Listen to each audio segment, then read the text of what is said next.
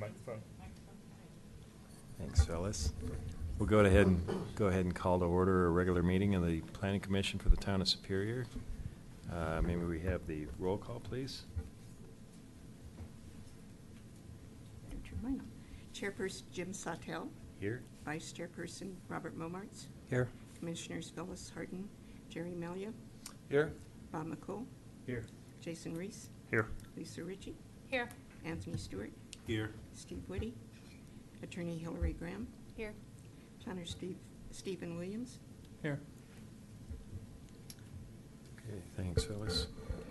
Okay, first item on the agenda is public comment on the consent agenda or non-agenda items. I know we have a lot of folks here who may want to get a chance to speak. I guess before we do, and everybody's certainly welcome to speak if you want to, we received some emails today from a couple of folks, particularly in the Saddlebrook area, and I think there was some concern or wanting to weigh in on if the commission is going to take up any issue having to do with 88th Street and traffic patterns through 88th Street. And I think that there might have been some confusion because of the nature of the agenda that went out, I think in reference to update on the town's transportation plan. We're not going to take any action on any of that tonight. The impetus behind that agenda item is that, as many of you probably know, the town adopted a transportation plan a couple of years ago. And since that time, we've had a number of commissioners who've joined the commission who weren't around at the time. And during last month's work session, we thought maybe it'd be a good idea to ask the town's transportation director, Alex Arenello, to come in and just give everybody an update and kind of, hit the highlights of the plan because it's one of our operative documents. So that's what we were planning to do during the work session. You all are very well happy. We're welcome to stick around if you want to sit in on that. If you want to speak to anything now on the consent agenda or non-agenda, that's perfectly fine too. But rest assured, we're not going to be doing anything on 88th Street tonight. So.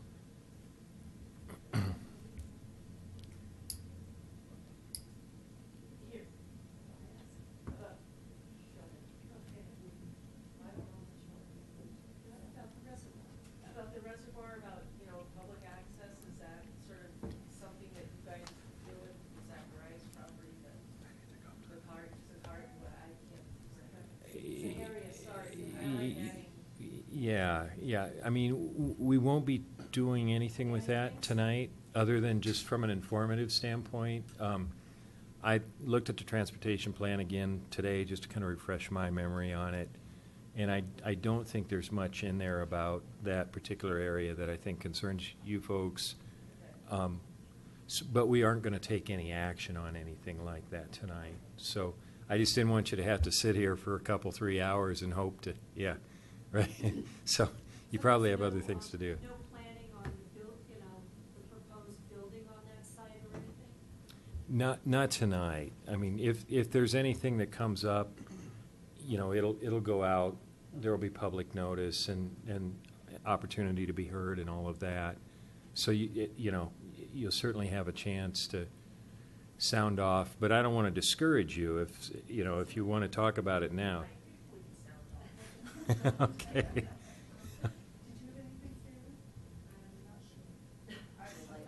Sure. Okay. Since I'm here, and I know you'll be discussing this sometime in the future, Okay. My name is Laurie Mead.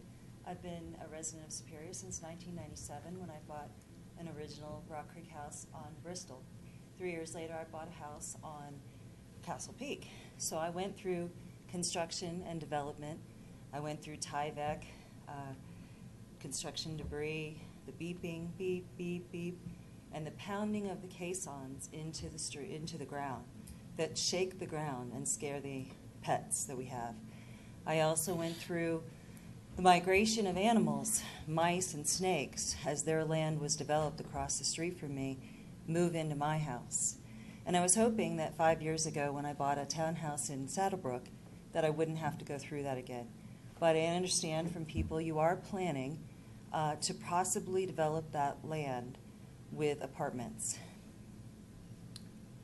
So if that's still a possibility, I'll continue with my objections. I mean, the only comment I would make is that I don't think we have anything like that in front of us now or in the near term. If that does come up, I mean, certainly there will be, there will be a notice on that, and I, would certainly encourage you to come in Okay. and speak to Well, them. since I'm here, and since you might be going down that road, I'd like to go ahead and express some of the concerns that we have. So first of all, I've heard things like that road's over capacity, and there might be some change later in traffic patterns where we're not allowed to turn right or left out of our gate. And of course, I wouldn't want to lose any access to our road. If that land is developed, of course, first we'll lose the prairie dogs, then we'll lose the hawks and the eagles, we'll lose the coyotes that I hear every night from my bedroom window, and we're going to gain that construction problems, the garbage, the traffic, and a lot of us are going to lose our views of Long's Peak, which won't help our values. I know when I looked at my house the first time, I was impressed that I could see Long's Peak from the bedroom, from the kitchen sink, from my living room couch. And it won't have that same saleability or rentability if in the next 5 years it's a construction zone. So I'm hoping that you find another use for that property. Of course, during the time that the reservoir project was going on, we learned that there are endangered frogs and birds, and there's a lot of wildlife that is returned, and that is a protected area. So a lot of us would like to see a park there and not another 1,000 people. That would change the density of our neighborhood, and it's something that we don't want. We don't want more traffic. We don't want more noise. We'd rather have something low density there, like a park. Another idea I had might be a cemetery. Superior used to have a cemetery that's not in use anymore, and maybe people would like to live and die here. A pet cemetery maybe, because people love their pets and they just have to have them cremated and sent off somewhere. Those are some of my concerns. When I first heard about this from neighbors that this might be happening, I thought this reminded me a little bit of the national election, because I just voted for all of you, and I would hope that you would be interested in our interests. If our property values or our quality of living is going down, we're the ones that have been paying property taxes. We're the ones that voted for you. Whatever future apartment dwellers will be there didn't vote you in. So I hope you're going to look out for our interests, the interests of the many, and not the interests of the few. The few would be whoever's selling that land and whoever's developing that land. And I've heard about developers that come in and build apartment buildings and then have apartments for 7 years and then turn them into condos to avoid some builder's warranty. I live in Saddlebrook, which has defects that are like that we're having to deal with. The insulation is down around the floor and my closet is freezing. So I hope that doesn't happen. I don't think it serves Superior well. I don't know if my 5 minutes are up, but I don't think that development is always the best case and that we need to develop every little piece that we have left. I'd like to see some more open space preserved, keep the wildlife, keep the atmosphere that it has, and maybe, capitalize on the lake, the views, and put more trails there. We could connect more of the trail system. We do pay the $25 a month in Saddlebrook to maintain the trail system as well. So that's all I really have. Thank you very much. All right. Thank you for your comments. Does anybody else want to make any I'd like to, comments? really quick. Hi, my name is Kelly McCauley. I do live in Saddlebrook. I've been here 6 years that I've owned a property, but I've been here over 20 years because my sister's been here. And so I've seen the development of all Saddlebrook. I remember Colton when it was dirt, when none of this was here. And I know we need to build, but what I worry about, beside what everything Lori said, is have we, like with Louisville, they have any say in what we build? Because with 88th, and we have the hospital and the school, like, what's the impact of, beside the property near us, the Anderson property along there, and the Newtown, when is a road coming through to 88? It's just, I think we're at capacity on 88th, and if you guys could take that into consideration. And also, how do we get notified of what's going on? Because I just became aware of all this through my HOA meeting. Do we have to sign up for an email, or do you guys send out minutes in a town letter? Because I don't think a lot of people are aware of that they can get involved in, and get more information and be more proactive on what's shaping Superior. So those are kind of my questions. Well, yeah, and I guess at risk of speaking out of turn, number one, I would encourage anybody to come to these meetings as frequently as you can, or Okay. watch them. You can watch the video on your computer. The agenda generally does, if we're going to take action on an application, for instance, to develop the land that you folks are referencing, Right, that will show up as an agenda item okay, in advance, and typically there will be a public hearing on that. So, I would keep an eye out for that. If you go to the town website, you'll see agenda, and then I think there's a community listserv. Frequently, there will be, the agenda will be sent out on that. Okay. So, so we have to sign up for it, like it doesn't go out to the whole community? on the listserv, I think you have to sign up, if I'm not mistaken. There's a town list too. So for an actual application, there will be a notification to property owners within 1,000-foot radius, and that's of the property boundary. So the Zaharia's property is fairly large. It would have a fairly decent diameter and radius in order to contact them. I mean, everyone in Saddlebrook would be contacted of an application. We've had no formal application yet, Okay, so.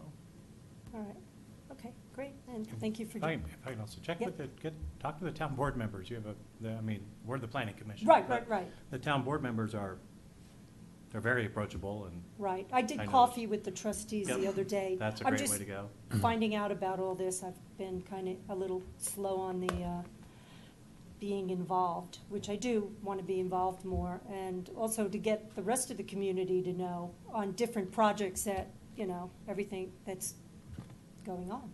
Well, thank you for your time. Thank you Hey, for your Kelly, comments. one quick question for you, one statement for you. Hi. Yes. On the Town of Superior's website, in the top right corner, it says e-notifications. Oh, okay. On the homepage of the website. All If you right. click on that, it opens you up to a page where you can put in your email address and then click on the different topics you would like to be notified about. Okay, And so when they come up for review, if it comes up before the planning commission or the board of trustees, you'll get an email with the agenda like we get. okay, great. So it's All on right, thank you. that page. Thank you. Perfect, thank you. Anyone else? Anyone else care to make any comment on the consent agenda or non-agenda? Are you guys gonna be sad to see all of us go? Yeah. You're welcome to stay. We have cookies, yeah. We're all ready. We like We you. have cookies. Thank you. Thank you guys for coming. We'll be back to the other meetings. Yeah, we'll be back, certainly. Okay. But All thank right. you. Thank you. Oh, now I feel really bad. It's just you probably telling them about the transportation. Something you I can feel work like. with. Well, thank you for volunteering, all your time that you take. We really do appreciate it. Our pleasure. Okay, next item is minutes of the January 17, 2017 meeting. Has everybody had a chance to take a look at those? Does anybody have any changes? No? Nope. Hearing none, could we have a motion to approve? I'd like to make a motion to approve the minutes for the January 17th, 2017 meeting. minutes. Commissioner Malia, second? Second. Oops. Commissioner Ritchie, all those in favor? Okay, motion's carried. Next item is review and comment on a vacation request concerning lots 3A and 3B, Block 1 of the Superior Town Center, and consideration of adopting a resolution. how do you want to proceed? Steve, do you want to, staff want to make a proposal? Or? I'll, make a presentation, and the engineer for the applicant, Jim Brostovich, is here for any Okay. other questions you guys may have as well. So, Phyllis, do you mind turning off the light? So Stephen Williams, town staff, agenda item 5 concerns a vacation request to vacate 4 easements within the Superior Town Center. These easements primarily relate to lots 3A and 3B, as illustrated here, and as the area is currently platted. This map illustrates where lots 3A and 3B lie within Superior, which is east of McCaslin Boulevard, between Superior Plaza Way to the north and Marshall Road to the south. Lot 3A was recently approved for development as the Element Hotel, and Lot 3B is also planned for and zoned for development for a future hotel. The 4 easements highlighted here in yellow related to this application were actually created in 2012. So we're going to flip back and forth between 2 different plats for this area, which hopefully doesn't get too confusing. But the context here and the important thing is that in 2012, the Superior Town Center was platted in a distinctly different fashion, and these easements were platted particularly to serve that configuration. So they're holdover easements, and we'll get into each one of them in detail, but that's why the vacation's being processed. It's more of a cleanup item. So only 3 areas are actually highlighted because 2 of the vacations, or 2 of the easements are overlapping and are in this area right here. So we'll get into kind of a little bit of a contrast of how this area is currently platted as shown on the top left, and how it's, or how it was previously platted as shown on the top left, and how it's currently platted as shown on the bottom right. The geometry of Marshall Road is one of the major changes. It used to kind of go directly much further east, and now it is proposed to turn. So we processed the final development plan for this roadway extension earlier in the summer of 2016. So it turns and crosses Coal Creek, much more north-south orientation rather than this east-west orientation that was originally designed. The other kind of big thing here is that originally this area to the east of what's currently Lot 3A was Tract J. So it was not a developable piece of land. It was just a tract of land. And the lots in general were laid out quite differently. There were 2 developable lots to the south of Marshall Road, whereas now we have Tract A and Tract B planned on each side of Marshall Road. The applicant provided this easement exhibit to help illustrate how these easements relate to the currently platted area. 3 of the 4 vacations relate to Lot 3A, and the 4th relates exclusively to Lot 3B. Easement 1 was platted as a 15-foot wide sanitary easement running north and south. Easements 3 and 4, the overlapping easements I mentioned earlier, there's a bit of this easement that used to be contained all within a developable lot, but now because of the change in geometry of Marshall Road, part of it overlaps into Marshall Road. These 2 easements concern drainage, and then the final easement over here to the right was a 25-foot wide trail easement that was routed and is still routed in this general area on the northeast side of Lot 3B. So we'll get into them one by one. The 2 illustrations contrast the original sanitary sewer design, It was proposed to go from Superior Plaza Way south and then east to connect to the lift station that's further to the southeast over here. Through redesigns, that sanitary sewer line ended up going east and then southeast to get down to the same location. And that's how it's been designed currently for the current plat. Easements 3 and 4 were really related to this Tract J, which was proposed to be a detention pond. So we had 2 easements that were overlapping, one for an underground drain pipe, and then we have another slope and wall easement to convey ground level storm water to the east. This detention facility is no longer planned. As I mentioned before, Lot 3B is now designed to contain a hotel. So this, and the recent development applications we've looked at and the current design has drainage actually flowing to the south to lots, or to tracks A and B, and then into Coal Creek to the south, so that detention pond's no longer needed. And then finally, the trail easement that affects currently platted Lot 3B and used to affect Track J, was platted within Track J, and is just a little bit further to the southwest than it was actually constructed. So the most recent plat for this area was done with a hotel development, and it was actually done with the replats of tracks A and B, which were planned for parks 1 and 2 of the town center. And that created its own individual lot, or basically redesigned these lines so that track B would contain the trail that had been constructed. And it's really just 25 feet northwest, or northeast, excuse me, of where it was originally designed. So that is in better alignment with what the overall US 36 trail design for the bikeway, and it just allows this area to have a little bit more developable area. So there, you'll see here in a little bit that there's still easements within that area, but none of them would affect anything above grade.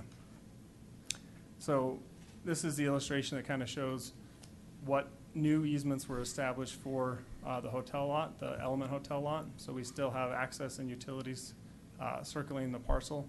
And so those are all for this, exclusively for this development, and have been designed with that development to suit those needs. Lot 3B still has easements in this corner, but this is actually the new property line, and the yellow is the easement that was reestablished for the trail.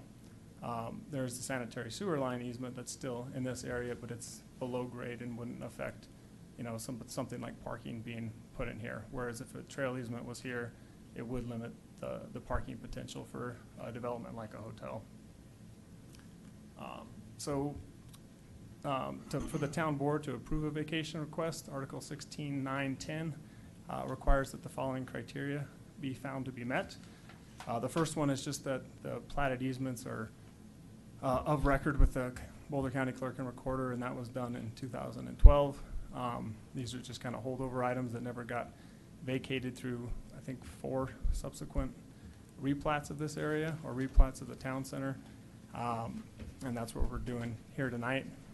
Whether the vacation would impact public access.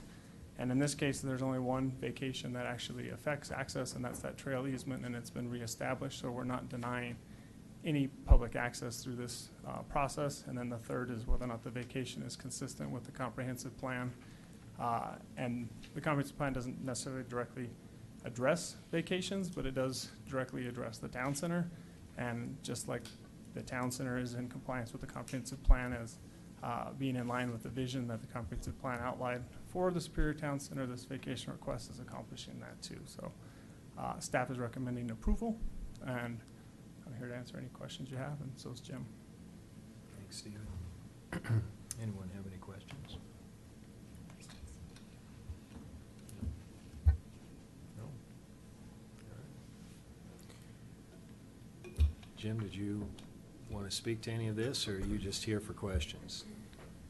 Really just here for questions. Yeah, this is really a cleanup item. It was kind of a surprise that they hadn't been vacated previously. So, and the sewer easement, just to mention, I'm not sure Stephen said, the sewer is actually built in the new location. It's working, and the trail is already built in the new location. So there's really very little to talk about here. It's a good point that I didn't mention, is that there are no improvements within. So there's easements, which are just, you know, areas that are dedicated for certain improvements. And that's what the original design was, is we thought these improvements would go in this area. They didn't need to go in this area. They haven't been used, and they're no longer necessary. So on the one easement for the trail, how much is the delta between what the original easement was and where it would be now? It's not much. It's maybe 20 or 25 feet that it moved to the northeast. Is that, and yeah, so. Yeah, so what you have now is the trail used to be in an easement, which was somebody else's property that the town had a right to. Now it's in property that's actually owned by the town, so it's actually better. Yeah, that's somewhat subtly reflected here, but this same piece that's highlighted is right here, and that's now part of this larger tract B, which is planned for Park 2, so. So, go ahead. So I'm not opposed to vacating this by any means, but one of the things that I find curious is that the detention pond that was going to be dedicated to the town is just no longer a part of that, and it's gone away, basically. So my question then would be, are there, well, let me back up a little bit. It's not only a detention pond, it seems like it'd be a water feature and an amenity that went along with drainage, like others we have throughout our town. So then my question is there any possibility to bring that detention pond anywhere else within this development so that we don't lose this feature? So, Anthony, that was actually, the pond that is currently across the street right here was going to be moved over to that location. So the pond here was gonna be filled in and moved over towards US 36 with that original plan. And then that changed for various reasons. So you still have the pond. We still have the pond. Yeah. Okay, thank you. Any other questions? I think we need a motion to approve the resolution, if that's our wishes. We have such a motion? All right, I'd like to move that we pass or accept Planning Commission Resolution Number PC-1, Series 2017, a resolution of the Planning Commission of the Town of Superior recommending approval of the vacation of 4 easements on lots 3A and 3B within Block 1 Marshall Road, right-of-way, and Tract B, Superior Town Center. Okay, motion by Commissioner Omartz, second? Second. Second by Commissioner Reese. All those in favor? All right, motion's carried. Okay, staff announcements. We will have a town board meeting next week, and one of the items on the town board agenda is a presentation from our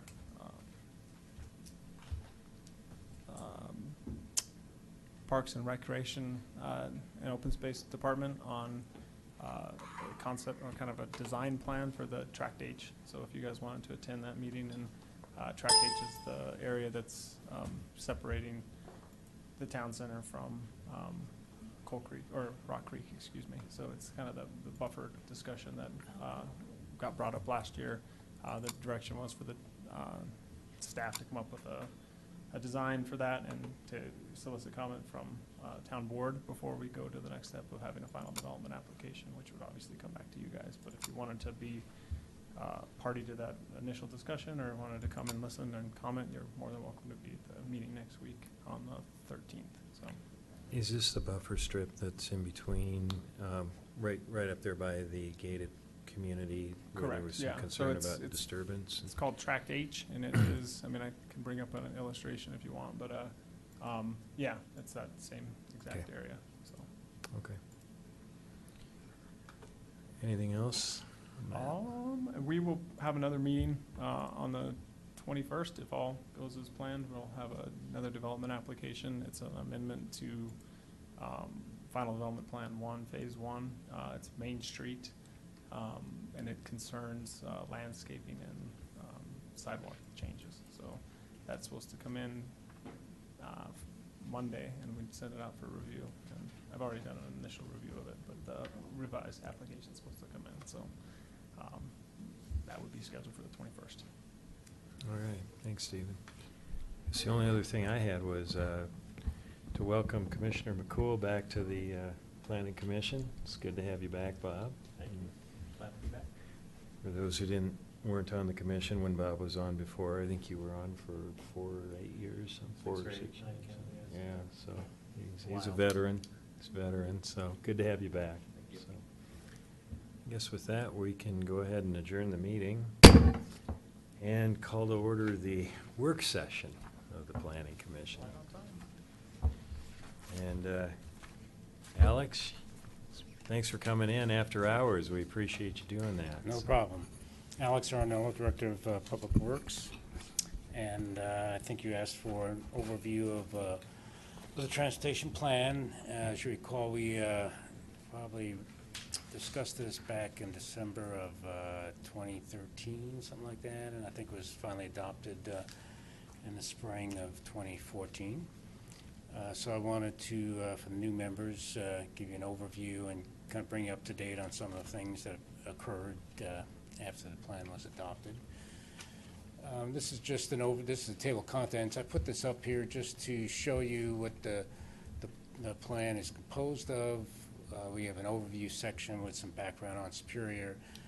We have section 2 is the goals and policies of the plan, and they're really emanate from the comprehensive plan.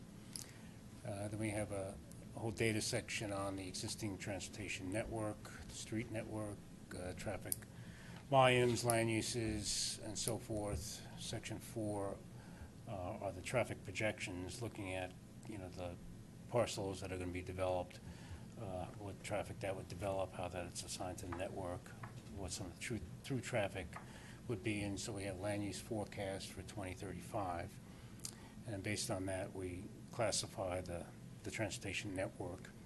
And so Section 5 goes into the classifications, the roadway plan, some specific things on the Superior Access, original Superior Access, talked about roundabouts. We get into other modes of transportation and the bikeways and trails plan. So that's kind of the makeup of the plan. Let's see, I'm going to go to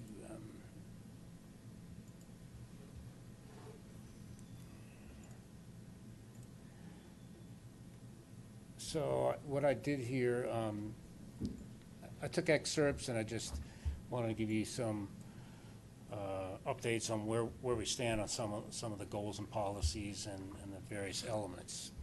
So we have the overall goal for the transportation plan is to develop a multimodal transportation system to efficiently meet the local and regional transportation needs of the residents and businesses in a safe, convenient, and efficient manner while minimizing negative environmental impacts. That's the overall goal, and that comes from the comp plan. So we have a bunch of policies that flow from that goal. One is about alternative modes of transportation, that we would encourage them and implement them wherever we can. And we have a bunch of other policies that relate to alternative modes. We have a policy regarding RTD services and facilities. One was to encourage RTD to provide transit service and facilities that adequately serve the travel needs of commuters and residents. And we have the new Flatiron Flyer service. Hope you've all ridden that. It's a great service. I think it's a real asset for our community to have that high quality of transit service. You can get from here to downtown Denver in 20 minutes, something like that. And traffic runs all day long, 15-minute frequencies and so forth. And highlighted in yellow was to work with RTD and other agencies to reinstitute the call and ride, and that started back in August of 2016. We obtained a federal grant, and it covers for 3 years from 2016 to 2019, and we're hoping that RTD would eventually pick that up if we meet their service standards, which they say is about 3 riders per hour, and we're just about there. So we need to just keep promoting the service to get users to get that, so we can keep it down the road and have RTD pick it up as one of their services in the future. Another transit policy was to encourage public transit by promoting the Superior Park and Ride as a primary regional hub within the town and by promoting local service. And then we had coordinate with RTD on a future direct route from Superior to Denver International Airport. Well, that's been done. Was implemented last year, although it's not very direct because you got to snake through Broomfield if you've ever ridden it. But we do go on the Northwest Parkway now, and it's pretty convenient service. And we hope to get more buses because service tends to be well utilized and overutilized. Another transit policy was support development of managed lanes on US 36, and so we're participating in that, and that project is complete with the managed lanes and the HOV 3 and the toll choice. That's all done. Another transit policy was to encourage potential development near the bus rapid transit stations to use and implement transit-oriented design principles when master planning future development parcels. So we kind of started that process with the ULI study last fall. We looked at a visioning process and what could we do to get a transit-oriented development near the stations. So I think we've begun on that path. How far we go would depend on a lot of different factors. Another policy was to require development to integrate new vehicular and pedestrian bike corridors with adjacent development in the town of Superior's trails network. So a good example of this is along the town center. We built the US 36 bikeway, new regional bikeway, and now we're making connections from the bikeway into the town center. We're also, we've just built our, that new trail from McCaslin down to the Coal Creek Regional Trail. And in fact, next week we'll be building ramp connections from that trail to the Superior Plaza development. So not only we're building facilities, we want to connect neighborhoods and connect developments that are nearby to the trails. Visual image require that roads and other transportation facilities be designed to contribute to positive and attractive visual images. Well, one of the things we did was on the TDI, we put that nice arch to make an architectural statement. We're looking at some aesthetic treatments of the new underpass under McCaslin. We have a arts commission that has been started, and not only to look at art throughout the community, but where we have opportunities on transportation facilities to implement some art and aesthetics upgrades. We had a policy about the Northwest Corridor, and this is, you could call it Jefferson Parkway, whatever, but there is a new study going on now called West Connect, and it's really run by CDOT. We're participating. It's not really looking at Jefferson Parkway, but it's really looking at C-470 down in Jefferson County as it comes up through Golden, comes up 93 into Boulder. So we're participating in that. We want to make sure that the 93 functions, because if it doesn't, we'll be getting overflow into Superior and on McCaslin. So we want to make sure that 93 functions. So that study's ongoing. At some point, as we get further along, we'll bring some results or some summaries to the Planning Commission. Neighborhood connections. I wish this policy wasn't there because whenever you try to connect neighborhoods, some neighborhoods don't want to be connected. So we have issues with Anderson right now coming through, and whether we should connect Coal Creek Drive through to the town center. We have the Rogers Farm, whether we should connect that McCaslin through to Original Superior. So this is a tough policy. It's there, and the staff tries to look at that and get connections, but sometimes it's pretty hard to do.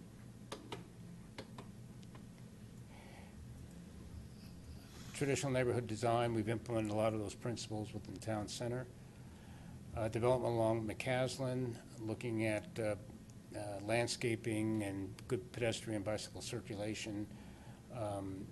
And one of the things we did, for example, in the Centerpoint development is, as that was coming in, we looked at the sidewalks. We put wider sidewalks along McCaslin to serve the pedestrian corridor there. Also along Marshall Road, and put additional landscaping and pedestrian corridors along Marshall Road. So we've been looking at this, and as Parks 1 and 2 development, as town center developments, we're going to try to establish pedestrian corridors up and down McCaslin. And I think the board wants to look at, instead of soft surface trails, maybe hard surface trails to promote better bicycle use. Superior Park and Ride shared parking, that was talked about during the ULI study. The McCaslin US 36 DDI, that was a policy, and that's been completed. Connections to the Superior Town Center, we had a policy to ensure neighborhood connections between the town center and South 88th and South Cold Creek Drive be made that respond to projected traffic counts in terms of the framework proposed by the comprehensive plan.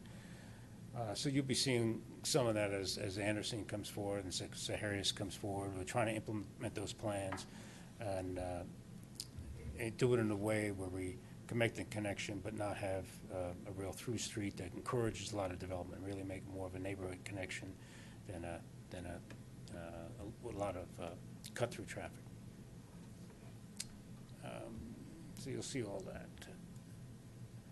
Okay, just wanted to take this. Those are the policies. There's the classifications. I just wanted to review some of the things we've done. This is the roadway plan, and it calls out some of the improvements. So the managed lanes on US 36 has been completed. DDI has been completed.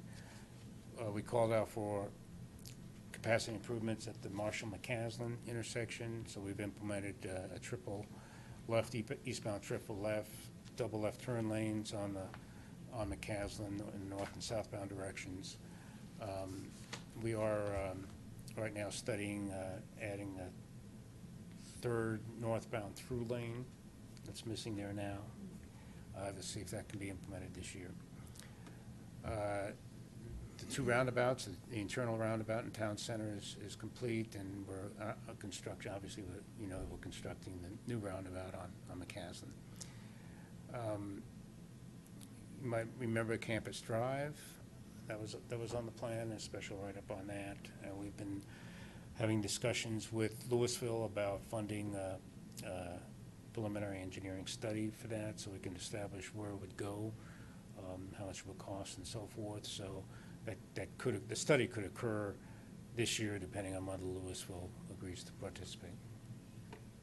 So those are some of the things. So US 36, all the things we expected were completed. McCaslin, in terms of all that write-up, in terms of the landscaping and other things, really hasn't been too much progress on that.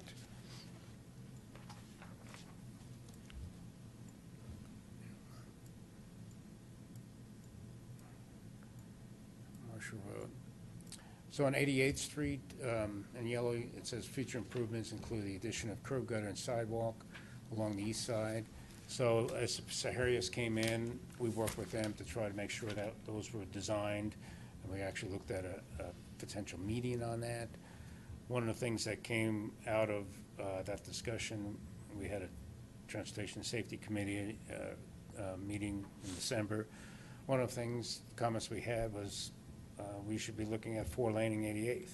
That's something that we've never really looked at. So we're getting comments about that, and that's something that you may want to consider down the road. Right now, we're not. It's not in the plan. So, but that we're getting comments to that effect.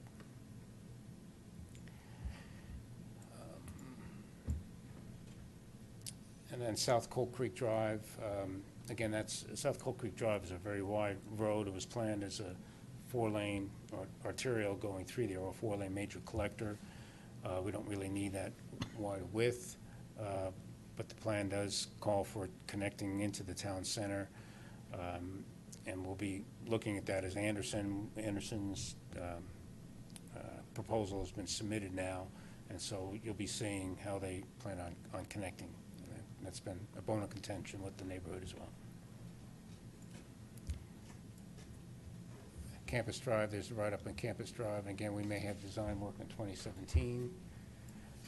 Again, back in 2013, we were talking about what to do with the flood improvements down in South Regional Superior, whether it's replace this bridge, build another bridge, and so forth. Well, that project has now been completed. We decided to build a second culvert, an overbank culvert, to take some of the flows and get it through Second Avenue, so we can take a lot of the properties down there out of the floodplain. So that project's complete, and the flood mitigation improvements have been completed. Local bus stops, we added bus shelters on the DDI, and I think we've added probably all the bus shelters that we need for the local bus service in Superior. Call and Ride was reinstituted. Not much has been done on the townwide shuttle, but that may, as we get more development in the town center, we may look at studying that and seeing if that's a feasible thing to do. Express bus to DIA was done. Car and bike share, investigate car sharing and bike sharing. So we have begun with bike sharing. We're working with Zagster, the communities of Westminster, Broomfield, Louisville, and Superior, and Longmont are working with Zagster to look at maybe a master agreement that Commuting Solutions would be the umbrella organization. We'd all have one system we can share bikes among. So we may have 4 or 5 places where you could dock the bikes, so you can ride from the marketplace to the town center, from Key Bank down to BRT station. So we're starting those discussions. Probably won't be implemented until 18 or 19, but we want to get the ball rolling on it, and that's part of the TDM plan, Travel Demand Management Program for the town center. Electric vehicle support, we have 4 charging stations in town. We have 2 more in planning. We did get a grant, I think, for 2 new stations. First and final mile, we wanted to build an underpass of McCaslin at the DEI. That was complete. Wayfinding, we're in the process of, there's a project around the BRT stations to get consistent wayfinding, so we're participating in that. We hope to build on that with a wayfinding program for the entire town, and the Planning Commission will probably be seeing that at some point next year or 2.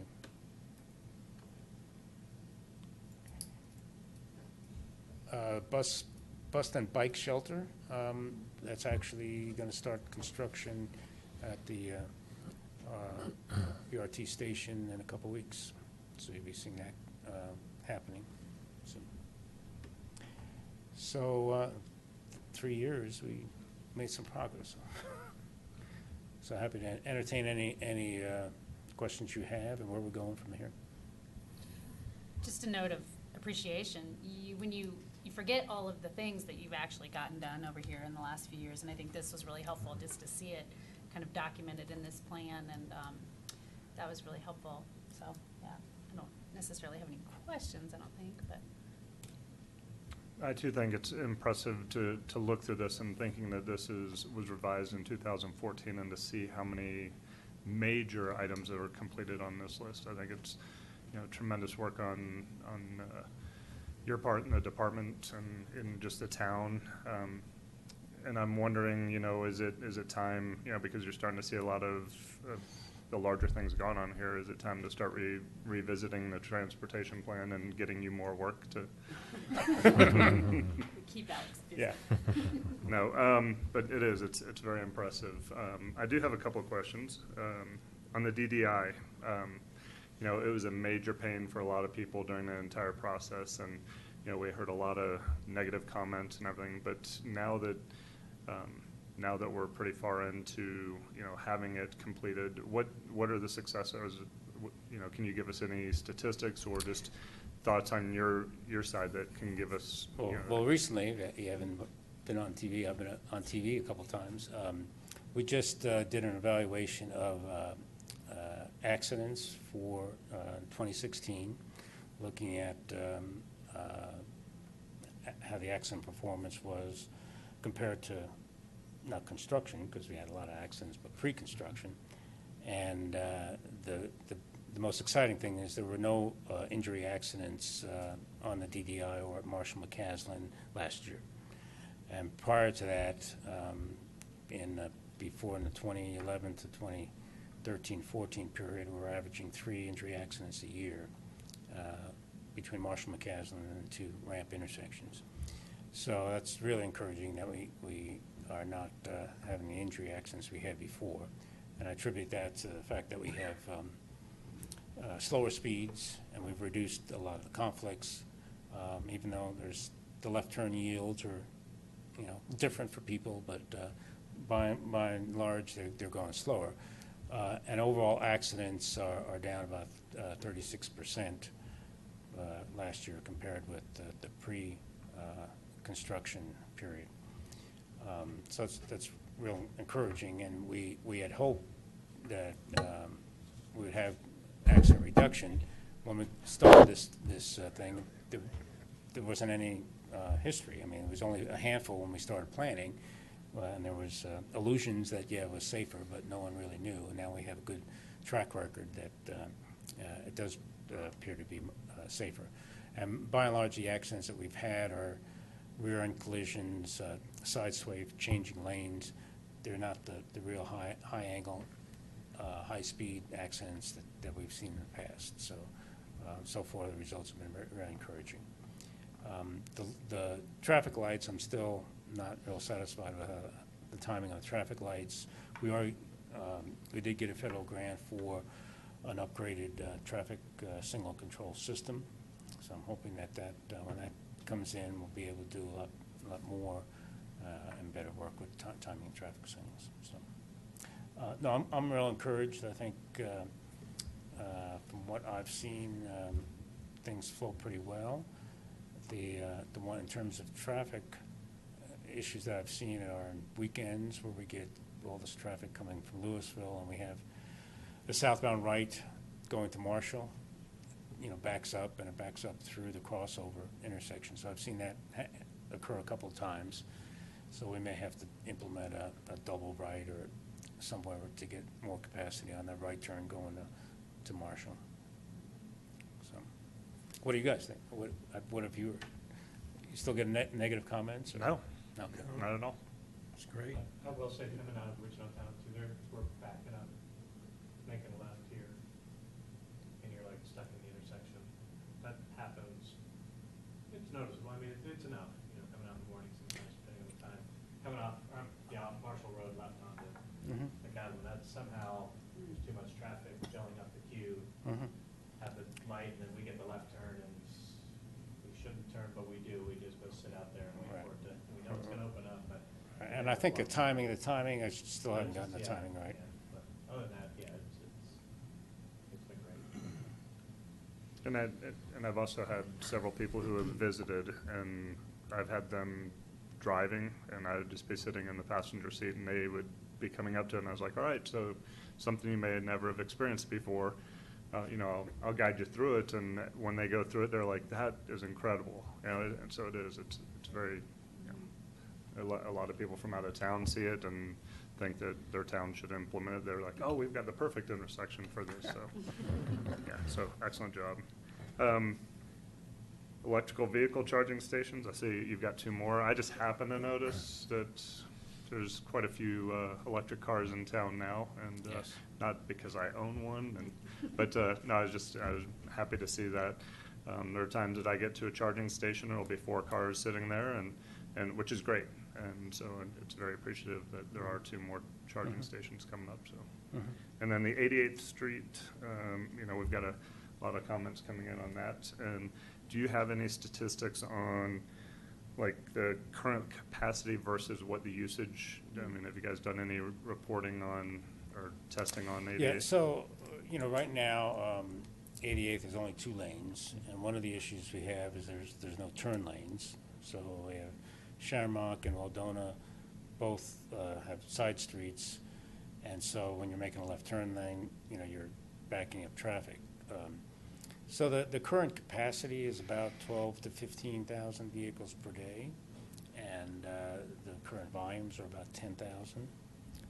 So we're predicting it would probably go to about 12,000 if the 2 developments build out at what they proposed. Who knows, may come down. But, so there's, you know, it's right, you know, close to capacity. And that's a very high volume, because Rock Creek Parkway only has 10,000. I mean, and has 4 lanes. And Coal Creek, Colton only has 6,000 to 8,000. So it's a very highly traveled roadway.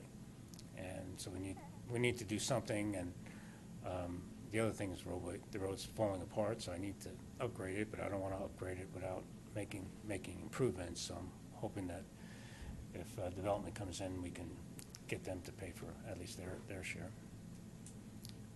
And then the other thing that we're looking at is a traffic light just at the bottom of the bridge where the ped light is, make that into a 4-way intersection with a traffic signal. And then, of course, once you add a traffic signal, you can start to have queues because you interrupt traffic, so that'll create some backups. So the problem with any kind of widening of 88th is that the bridge is only a 2-lane bridge, and on the other side, on Louisville side, there's not 4 lanes, there's only 2 lanes, and there's open space, so there's issues widening it on the other side as well. So it's going to be an issue that we're going to have to face down the road. Not much you can do. I don't remember the traffic volumes on Coal Creek Drive. Do you happen to know off the top of your head? I'm just curious. I mean, I tend to, live in the area. I tend to think of those two as really interconnected, or they would recommend that they be considered, kind of in conjunction. Coal Creek Drive is 1,500 or so. Yeah, it seems really low. Really slow, yeah. I concur with what everybody said. It's awesome what we've actually gotten done in the last few years. One item on the DDI, you're coming off the highway either from Boulder going left, Denver going left, those islands that are elevated, and we're coming in an uphill. That's my only complaint about our diamond. The ones I've been through are all flat, and I realize when we go through this, we're coming up a hill on the diamond, so that visual, if landscaping is ever put in those elevated areas, we're gonna have a serious problem. And I think smart cars probably already, or not smart, the little smart cars probably already have a problem. Because even in the Prius, it's hard to see over that. Yeah. When it was being built, I asked the designers, go out and make sure that we don't have sight distance lines, and then the landscaping has to be low, and then our town manager said, wait, I don't like that landscaping, it's not. So that's So, the only yes. concern I have about, because I've almost been hit multiple times of people coming up from Boulder, just coming right through there and left. We're coming across and heading north, and Boulder's coming off. Right. I suspect they're just in a hurry more than they can see, but it is a little hard to see. That was the only comment. You know about this next issue because you know where my big concerns are with original town. I was a little bit bummed. You kind of blew off 8.1.I, and you made a comment regarding cut-through traffic and saying it's a difficult policy. I think is your word regarding cut-through traffic. And I guess when I look at everything we've accomplished, I would love just a pretty high positive attitude on trying to figure out how we can deal with the cut-through traffic. We live on that corner of 4th and Coal Creek, as you know, and it's just so uncomfortable. Just the level of traffic, those high street lights, which I've told you about. I don't know whether they just put in double bright bulbs now, but our house glows now. I mean, literally the entire front of the house glows. And if Anderson is dealing with it, anybody who's dealing with cut-through traffic, I know. What's the area up in Rock Creek near 88? Waldona Way, and they're dealing with it. It's annoying, and it's we've got lots of headlights coming in. We've got the exhaust, and the original town. One of the issues there is all our houses are really close to the road, and we have a double whammy because when they did the Coal Creek Drive improvement project, that road isn't centered down the right of way. It's shifted to the south, right? So we're 18 feet. Our living room is 18 feet from the road and a stop sign that it's just really busy. So I would actually appreciate a very positive approach to 8.1.I and not considering it to be difficult. We've done a lot of difficult stuff and we've accomplished it, and I'd really like to just Well, encourage us. it's difficult in the sense that you can disconnect roads. You know, when you start doing that, the traffic goes somewhere else, so. It might go where it's supposed to, where it was intended to, right? So that the idea, I mean, there was intended, Right. there- traffic wasn't intended to use Bull Creek to go to the marketplace. It's just become the way to go because it's a nice thing to do, but. And I presented some ideas, and I'll probably push this as we go along.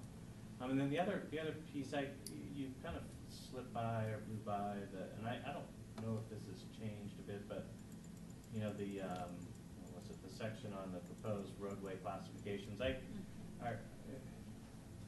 been a while since I've looked at these, but the local street, let's see, minor collector back out drives are discouraged. Local streets, when I remember reading this was much more clear in the land use code where, you know, local streets have back out drives, they shouldn't be minor collectors, like, period, not, it seems really soft, and I don't know if this is just, whether this is an update or whether it's changed. No, the this land is- use code.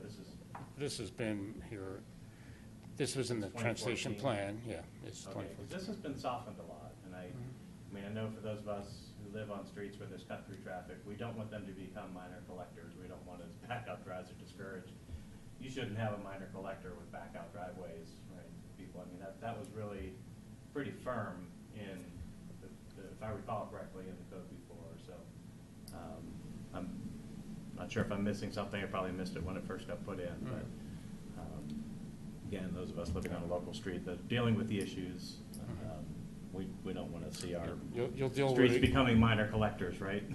You'll deal with Because it. it's just discouraged, not against our code. I mean, the problem is I mean, there's certain roads like, you'll see it, Waldona's one, El Dorado is another one, big, long, well, you gotta call it minor collector, because that's how you get out.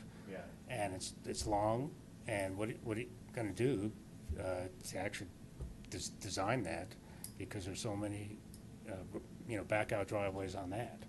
But if you treat these as local streets, and we think about them in those terms, and we focus our energies on keeping them local streets, then we're gonna work harder to discourage cut-through traffic. It's a big difference between people using roads to get through than there is local, I mean, you know, there's no issues with Sagamore and Coal Creek Crossing, and, you know, I mean, that Coal Creek Drive that's the road you use to get in and out.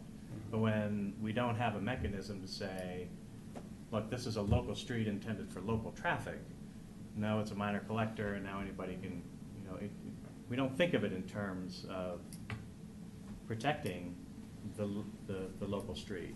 And I'm gonna push this, because we need to protect the local streets everywhere, you know, where they were intended, so.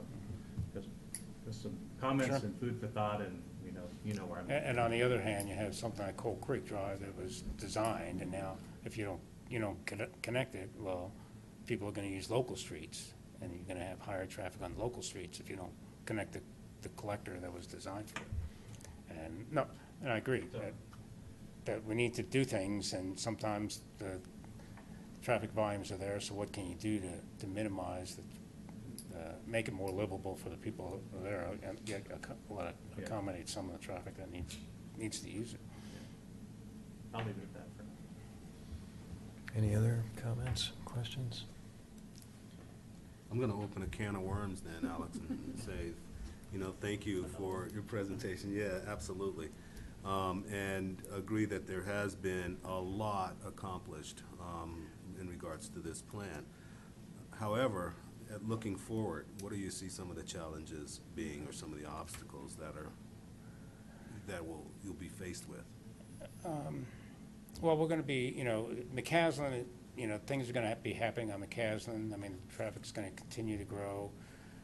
We had some policies here about buffering and landscaping and so forth. And I think that takes money, and so that is gonna be pushed out for a while, but that's gonna be a challenge coming forward. 88's gonna be a challenge, and then we have all these other connections that we're gonna have to make. I think, not a challenge, but an opportunity is the BRT station, and how do we use the good transit service we have there to promote a different mix of land uses, you know, get more housing or office or whatever over there. Again, I don't know for the original Superior people how they're gonna feel about it, because higher density may not go over well over there. So that's gonna be a challenge. I mean, and that's something, that's gonna be a redevelopment issue as we go forward on that. Future of Marshall Road, you know, do we realign Marshall Road? I mean, we're just starting to think about that. And the ULI study kind of said, well, maybe you should, that kind of is a barrier between the east side and the west side. And if you want a TOD, maybe you need to de-emphasize Marshall. So that's something we may want to look at down the road. So, but there'll still be some challenges out there. I'm sure. If I may, Alex, I wanted to follow up on that. If you could turn to slide 23, would help me. Page 23. 23? Yeah. I think it's that one. Yep. So you mentioned McCaslin, and we all have our pet projects. This one's mine. There are a lot of homes that are impacted by the increasing traffic that we're seeing on McCaslin, especially coming off of 128. And it was a problem 4 years ago when we started this process. And I think you mentioned during your presentation, and let me also echo what everybody said. I mean, you've done a great job. I mean, you and your team have done a great job of knocking down some major projects. That DDI project was unbelievable, and many others, and certainly don't want to be perceived as overlooking any of that. But I too would love to see some action on this. If you look at, for those who aren't familiar with the area, every one of those cul-de-sacs is lined with homes that back to McCaslin. Mine is up on Snowmass and overlooks McCaslin. And I know there are a lot of people who would love to see some action taken. You know, we went through the process of public, you know, neighborhood meetings to get to the point of approving a roundabout to go in at Indiana and McCaslin. I think that would go a long way toward slowing down traffic coming off of 128 with a full head of steam as it currently is. Right now, there's really nothing stopping it until it hits the roundabout down at Colton. And so I guess my question is, what's our best estimate on when we can start to see those projects, you know, underway? Because it has been several years now, and I know there are a lot of folks that love to see that happen, including me. Well, I can say it's not in the 5-year program right now. I think it's probably in the 5 to 10 year time period, and I think we need to see revenues coming in with the town center. You know, as that generates more revenues, we'll have some resources to take care of these other problems. But right now, I've been left with $1 million a year, and that's about, I can't even do an overlay for that much anymore. So right now, I have roads falling apart, and that's what's going to be taking all of my money for the next 5 years. I have nothing really in terms of major improvements coming down the pike. So 5 years before we even see anything done on McCaslin south of Christensen? What would have to happen to change that, to accelerate it? Well, you know, we have a gas tax or a highway transportation tax that could be on the ballot this year. I mean, that could be something that could change things. I mean, if you're, right now, the transportation funding is being debated statewide, and everybody agrees that something needs to be done because the gas tax hasn't been raised since 91 or 93, something like that. And it's just not providing the revenues to maintain the roads. So that may occur. But if you want, I mean, you have to have dialogue with the town board, because I spent a lot of money in the last 5 years, and there's other things that they're spending money on there right now. Yeah, no, I understand. Do you have any sense of how much the traffic's going to increase on McCaslin during the next 5 years? Probably 3,000 to 4,000 vehicles a day. From what it is currently? And, you know, if you've been south to see what's happening down in Nevada, there's a lot of development happening, a lot of residential development, and what's happening in Boulder, there's a lot of jobs. So I think that's going to be a natural corridor for people to be taken. So how many cars per day are currently using McCaslin, do you know? Right now, the volumes range from about 9,000 or 10,000 from 128 to Colton. That's about 12,000 from between Colton and Rock Creek Parkway. And then up there from Rock Creek Parkway to Marshall, it's about 20,000. So we could be looking at a 30 to 40% increase in traffic 20, before yeah. we do anything to 15, mitigate 20%. the Mhm. problem. And reading through your minutes at your last meeting and some of the items just coming up that the planning commission could be talking about and thinking about and communicating with the town board about, these are things where, putting our heads together and seeing if we can come up with solutions, and whether that's, figuring out how to get the revenue towards transportation, or whether coming up with things like, well, gee, drop the speed limit to 35 miles an hour and put some cops out there for about 6 months and let it generate some revenue, and it'll, we'll have to see what our residents think of that, right? Because, they may not like that either. But, looking at Coal Creek Drive, blocking off, a street to prevent access to the marketplace, it's going to be a pain for us. But it eliminates our problem, and it's creative, and it's easy, and it's not expensive. And it's getting worse. And it's going to keep getting worse. Where more and more people moving in around Superior and into Superior, and we're developing more, and we're just adding and adding, and we're about to put 1,200 more housing units, 1,200 plus more housing units in the town center. We have transit-oriented development in our transportation plan to add more development over by RTD that, sorry, they're going to, they probably will use RTD, but they're going to be in cars.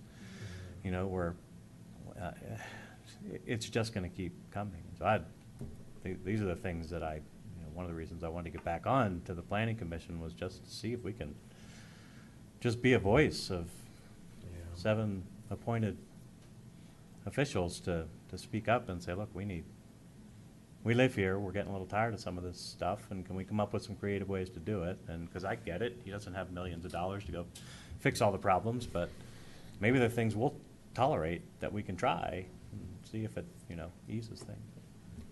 Yeah, I agree with you, Bob. This has been an issue that it's frankly what brought me to the planning commission, 5 years ago, and I was pretty upfront about it. I didn't care if we got anything done as long as we found a way to tame McCaslin. And, 5 years later, we built a town, but we haven't tamed McCaslin. So, and I'd love to see us, and I'm not putting this on you, Alex, I'm just saying I'd love to see us move forward with something on that, whether it's, to Bob's point, lowering the speed limit, just some stopgap measures, because it's just going to get busier and busier, and we got to figure something out. Just looking at the number of homes that are impacted along that stretch there, that's quite a lot, and probably because I live in that part of the neighborhood, go to the parties, Sure, hang out with those people. I hear about it a lot, and so I'd like to see us come up with something if we can.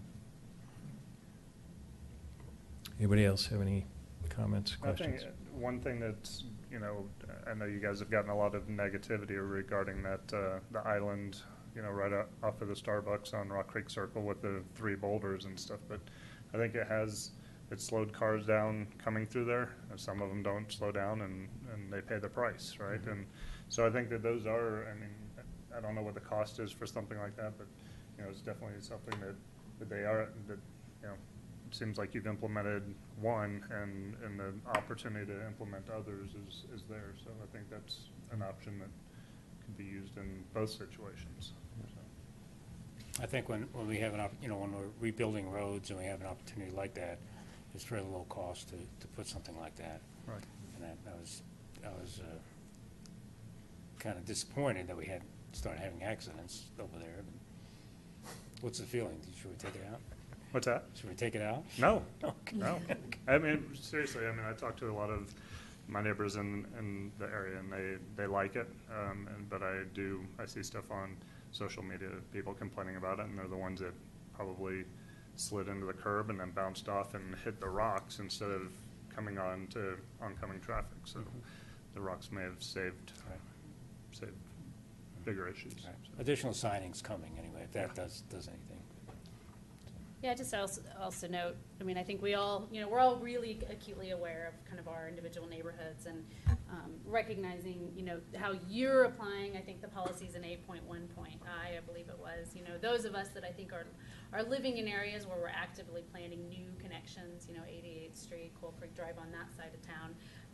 One thing I always think we need to be aware of is unintended consequences. We're always planning, or the folks that are directly impacted now today are the ones we hear from, and so sometimes it seems like we can potentially create a situation that's going to, disparately impact another group or another area just because we've heard from this one particular group.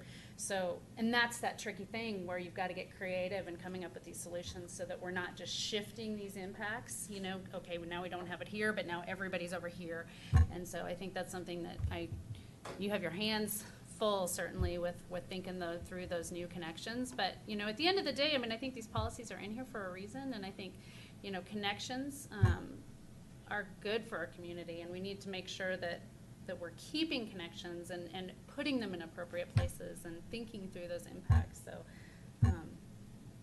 it's going to be challenging, I think, thinking through those, though, and not having unintended consequences. So and responding to them when they didn't work, or it's got to be fluid, right?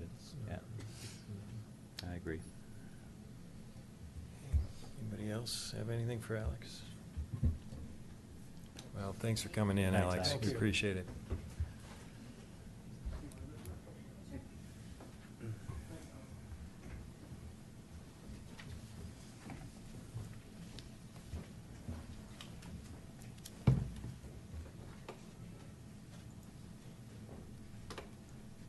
So it's already loaded. It's the, oh, I just closed it. Yeah, all good. Sorry. It was the Adobe. Yeah, well, you got your Word document here, but you probably wanted to start with.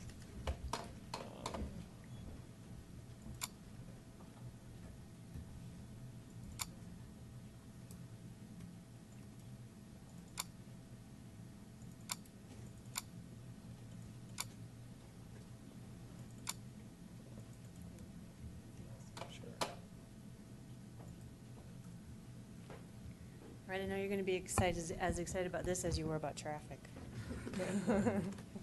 I also throw in, so for all of us who are still writing 2016, you can feel good about where I can't work this thing. Well, anyway, typo. There we go. See, typo. Right there, got it out of the way. So I wasn't at the work session, but I understand you wanted an overview of powers and duties, which makes sense because you have some new commissioners, some returning commissioners. So I'm not going to go into a whole lot of detail. Feel free to stop me at any time. As I was sort of guessing what you wanted to cover, I'm happy to be redirected. If it's not part of the slides, and so just feel free to jump in at any point. I think you have a handout of the Word document, which is really just an excerpt from the code. And this is a really handy reference tool if you want to look at step 2 throughout. That's what Planning Commission does. So we have, since my time advising the commission, have dealt with some of these things, not all of them. More in the development area, major subdivisions, platting, final plats, site development plans. So some of these will look familiar to you. I'm also going to talk about some of the things that don't come up as often, annexations, and then some of our lesser-known powers like regulating mobile homes and the historic duties. This body is also the Historic Designation Commission. So to the extent that comes up, that would fall in your ballpark. As you probably know,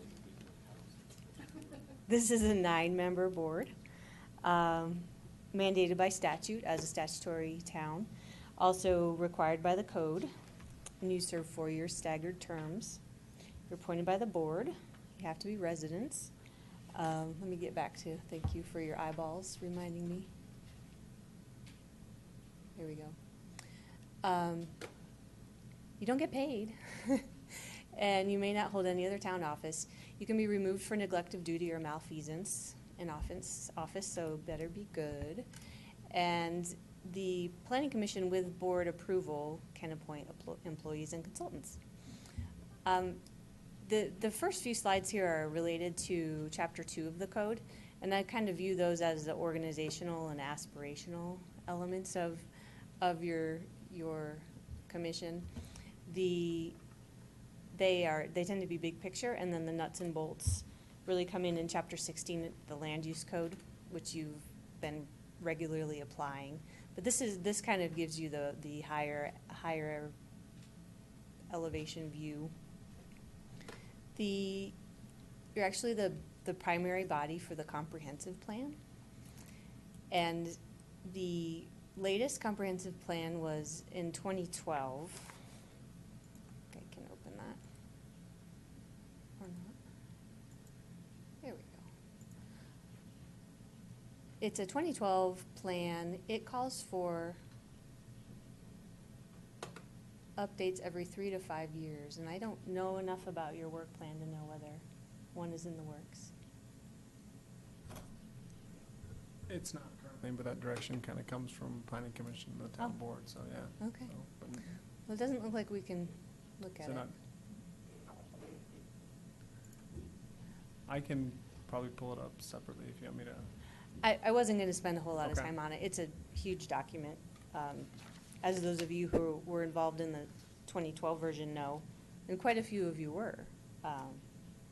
Lisa as staff, I saw your name on there. Phyllis, both Bobs. And the current mayor was the chair of the Planning Commission at the time. So it is a very important document. It's kind of at the core of what you do. Let's see.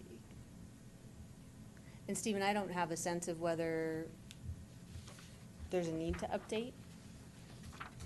I think it would be interesting to kind of go through it and see, kind of similar to what Alex just did. I mean, because there are areas that have been developed, or there are areas that, people want to rethink, or, so, I mean, but the comprehensive plan, our comprehensive plan is unique in a sense that it has these opportunity areas. So, I mean, that's the kind of the main elements that I have to, I guess, cite or review or consult, and those things, or we could certainly look at those again, but typically, I haven't had any direct direction yet. Yeah. There have been rumblings Yeah. that it's time for So- a review. I'll probably bring it up. If somebody else doesn't, I'm sure somebody else probably will too. I know there's a Yeah, and couple if of not us the whole that thought- plan, like I think we talked about, maybe just focusing on a few kind of small areas that we're seeing development pressure that's inconsistent with some of the comprehensive plan policies. And that's the other piece, is that our comprehensive plan hasn't really contemplated redevelopment. And I think that's, or sustainable, or keeping the areas sustainable. And so we could certainly look at different things, but it was largely based on opportunity areas that weren't developed yet, so. And that's also connects to land use code, which. Correct. It's been a while since we've reviewed that as well, and we're now seeing what our land use code allows. In certain areas, yeah. In certain areas, Yeah. right? Well, there's only one certain area. Everything else in the world's in Superior's in a PD, so. Correct, There's yeah. only one little world that's impacted by that, but that's, No, it's true. yeah. that's So- it. It might be a work session item that we could schedule and go through it sort of section by section the way Alex did. It if would be a that's of great interest. topic to broach with the town board at your guys' dinner. I think that's still scheduled for the 13th of March, if I'm not mistaken, Okay. but I don't know that it's been solidified yet. Does the town board approve our work plan, or has that, is this, That you guys is just going started to talking them. about that last meeting, right? Yeah, it's on the agenda for Monday, exactly. Okay, so if we wanted to make amendments to our work plan, is it too late, or? That went out yesterday to them. Oh, that's right, because that got pushed earlier, so they'd have more time. Yeah, so yeah, they received that proposal. I mean, and it's fairly general, so if you guys, but it's also something that, you know, this isn't, a comprehensive plan update typically doesn't happen in 1 year, so, I mean, we could lay the groundwork for what we want to look at, you know, for 2018, and start on, incorporate that into these work sessions that are already established and promoted through this work plan, so. Or these work sessions like we're having right now, so. Okay, so back to sort of the big picture purpose of the comp plan. These are all the lofty, aspirational, very important things, as I said before, that then get executed in Chapter 16. Health, safety, morals, order, convenience, prosperity. Wow, you guys have a lot. You've got a lot going on. Adequate provision for traffic, safety, clean light and air, convenience, good civic design. So obviously some very important stuff. Then there's also zoning functions, so those would fall into more of the planning functions. There's a lot of overlap though, obviously. Lessening congestion, again, health and welfare. So then as we get down further, we'll see Chapter 16 applying those. So then, again, character of the districts and peculiar suitability for particular uses, so that not much of the town is straight zoned, but that would be a goal of straight zoning. Conserving values of buildings and encouraging the most appropriate use of land. The Planning Commission, as you know, is mostly an advisory body, so you're making recommendations to the board. And as I already referenced, this chart shows your R&C, recommend, review and comment. So that's primarily your purpose. That's obviously set by code. It's been different before, it's different other places, so. I have a question related to that. And I know this was part of our discussion last time, I think, pretty substantially, is how can we communicate to a greater degree, I think, to the board, kind of where we landed on any particular recommendation. And, you know, other communities, I don't know that we've necessarily done that here, but it's relatively common for a commission to adopt findings when they're making a recommendation, or potentially communicate some of our kind of pros and cons list, or kind of the rationale behind our approval. Right.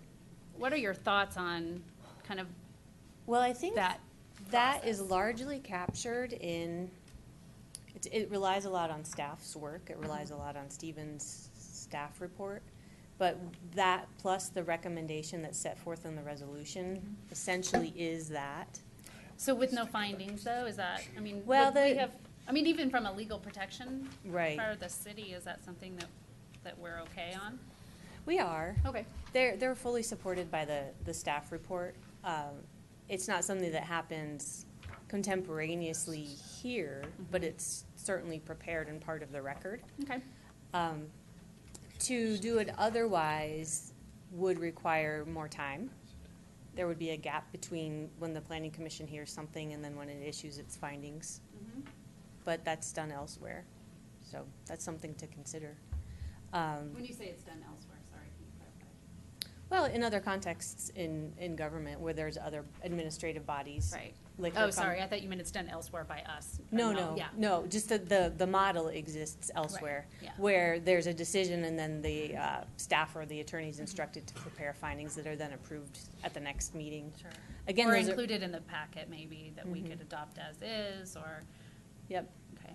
It may be really a question of formatting. It may be that all the material is there. You would like to see it pulled out and highlighted differently. I don't know that we do or that we don't. I just, you know, I know that it's been a discussion, you know, as our particular group, and the board has requested it. Not necessarily findings, but they've requested, I think, more input from us, or at least to make sure it's clear how, you know, where we landed on that. So sure. And I know Commissioner Mulmart's proposed just a quick draft of what something like that could look like.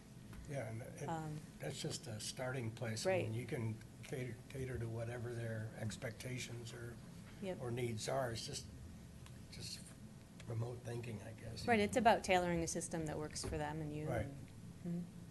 The only, can I interject one thing? The Sure. only thing I guess I would add is that, you know, if we're going through a review and you guys find that there's a concern that's raised and you guys discuss it and I mean, one of the things I guess I would keep in the back of your minds is that is there a way to mitigate that concern? Or is there, you know, so you can always add conditions to whatever, so the staff recommendation is gonna come in, it's gonna have a handful of conditions, but if there's a concern that's identified through our hearing and you want it addressed, you know, think about what mitigating factor or how we can address this concern. And that can be added through this hearing process, and we amend that resolution and add that condition to that approval, so. Yep. All right, as you know, when it comes down to the nitty-gritty of applying Chapter 16's criteria, there are a lot of considerations. Stephen primarily applies all these elements, and I just grabbed a handful of examples. There's 22 for approval of a PD plan, 19 for a final plat, 16 for an FDP approval, and those are the points that we'll meticulously go over as part of a presentation to show that the application has met all the criteria and satisfied what the code requires. These are a summary of the types of recommendations on the types of applications that you make. And I went through just quickly to pull out some examples that are recent. Not all of you sat on these decisions, but they might be familiar to you, just to give you some context for, you know, what each of these looks like. The last annexation I could find was for the 2015, the RC Superior annexation into the town center. Rezoning recently was for Resolute and the Rock Creek Ranch. There was a rezone from a higher intensity regional activity center to a residential, I think it's R2A. Then for major subdivisions, you'll recall the 3 lots and 3 tracks created for the Rock Creek Holdings. That was in May of 2016. We just did some vacations tonight. The 4 easements were vacated. The latest FDP I could find was for the Element Hotel, just from September of last year. And I didn't see any site-specific development plans. Does one come to mind? Yeah. To the development plan, yeah. But if there were one, it would be yours to review and comment on. The other duties, this might not be one you're used to thinking about as yours, but the requirement for dedication of land is first imposed by the Planning Commission and then finally approved by the board for streets, schools, open space parks. And depending on whether it's residential or commercial property, there's some different requirements. And also the mobile home parks. And then this, as I mentioned, this is sort of your dual role as needed. You're the Historic Designation Commission. So you review the criteria for designations. That would be kind of akin to the comp plan, but for the historic designation functions. Review the application forms, applications themselves. I don't know how often those come up. I haven't experienced one.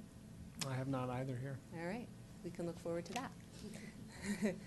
So that is, in a nutshell, a walk through the code and your role in it. Happy to take questions. Do you have any? Any questions? Okay. The only thing I guess I would, you know, just clarify for everybody is, you know, we're bringing applications to the Planning Commission that go onto the town board. And, you know, you guys have the opportunity to either approve a recommendation, you have the opportunity to table an application and have it sent back for further review or revision or whatever you want, or you have an application to recommend denial. So those are the 3 kind of steps. We've so far, you know, had approvals go forward, but similar to the conditions, you know, you can ask for more information if there's something that comes up that's concerning, or if you don't think it's been addressed properly or something like that, or if you don't agree with staff, you can recommend denial as well. So those are, I mean, is there anything you'd add to that? Similar to that, I would also say that there's an opportunity for the model of study session and then business meeting for board for big items. If the planning commission feels like it wants study session on something before, there's opportunity for that. And I would put that in the same category as the discussion with the board about what information they want from you, what input, and what the mechanism is for that. Again, that's all can be defined by you and them. So just because it's done this way now doesn't mean it has to stay this way. Okay. All right. Well, thanks for your Mhm. your presentation. That was good. Oh, there it is. There's the conflict. Just takes a while. I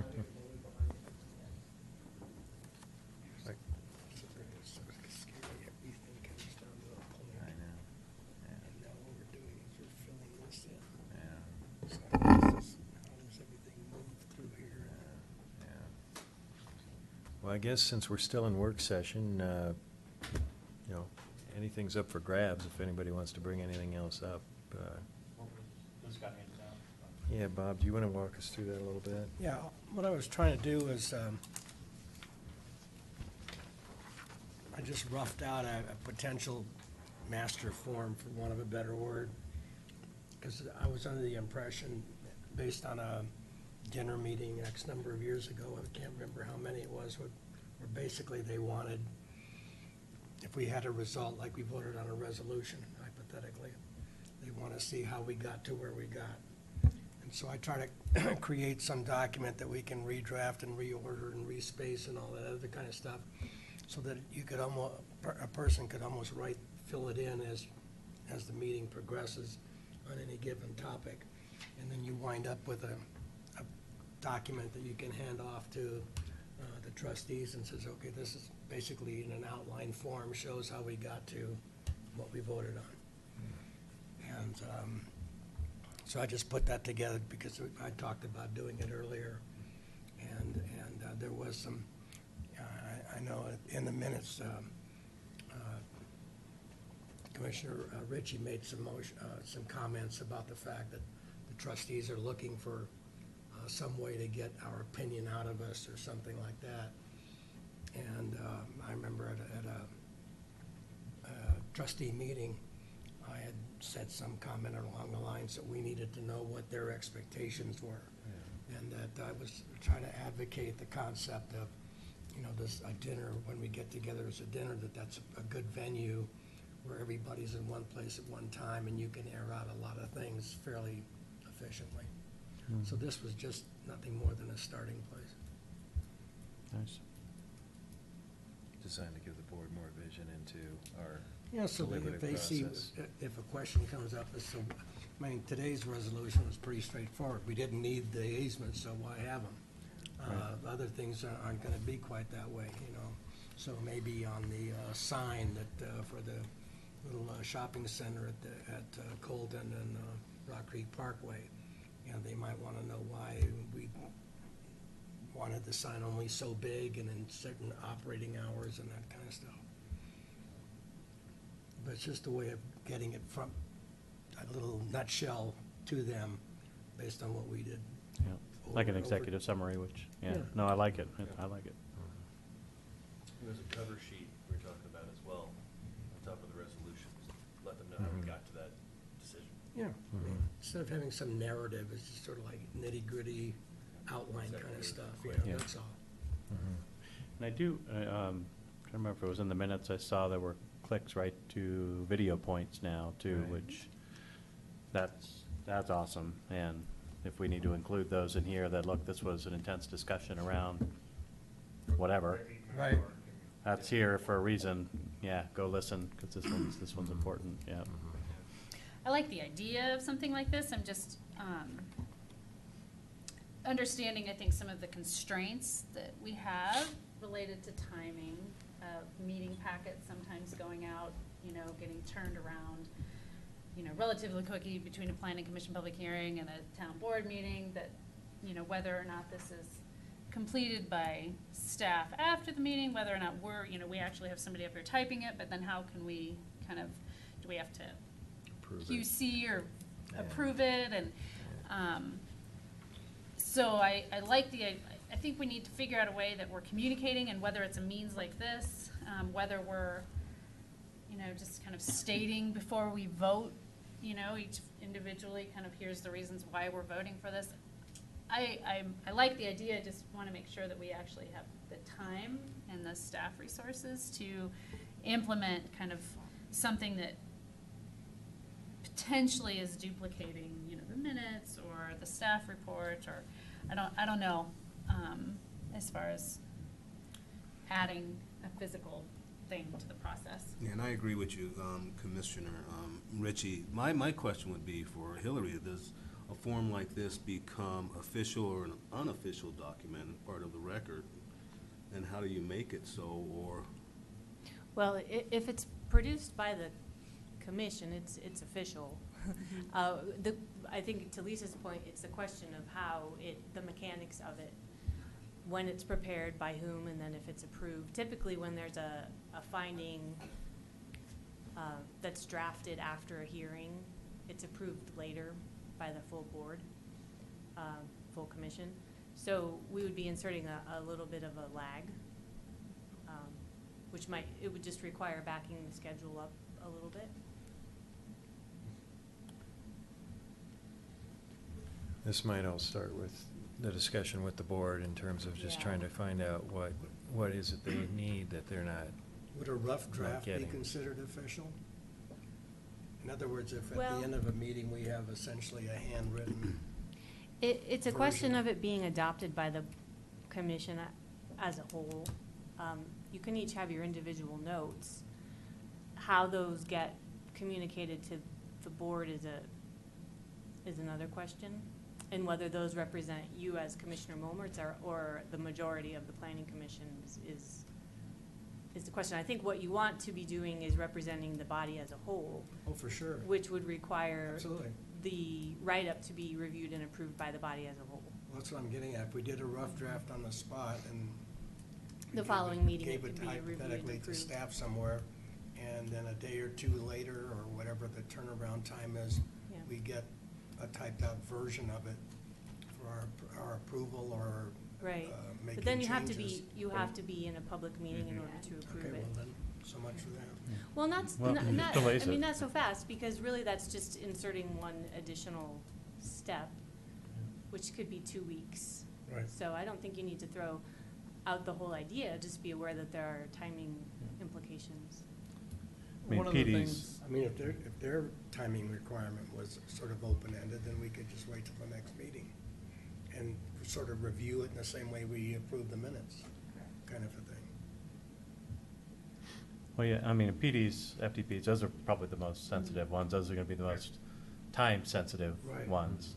Not that we have to let them be time-sensitive. They're True. usually time-sensitive because the developer's trying to move through the process. And depending on what it is, maybe the board is too, but I'm certainly in favor of just slowing things down a notch in order to get community. I mean, I recall just board members trying to review all of the minutes and watch the videos was just, I mean, some of them just, they just didn't have the time to really get a sense of what the planning commission was trying to say. That was years ago, but, so I love the idea of a summary, but I do agree with you. What are the mechanics of making it happen?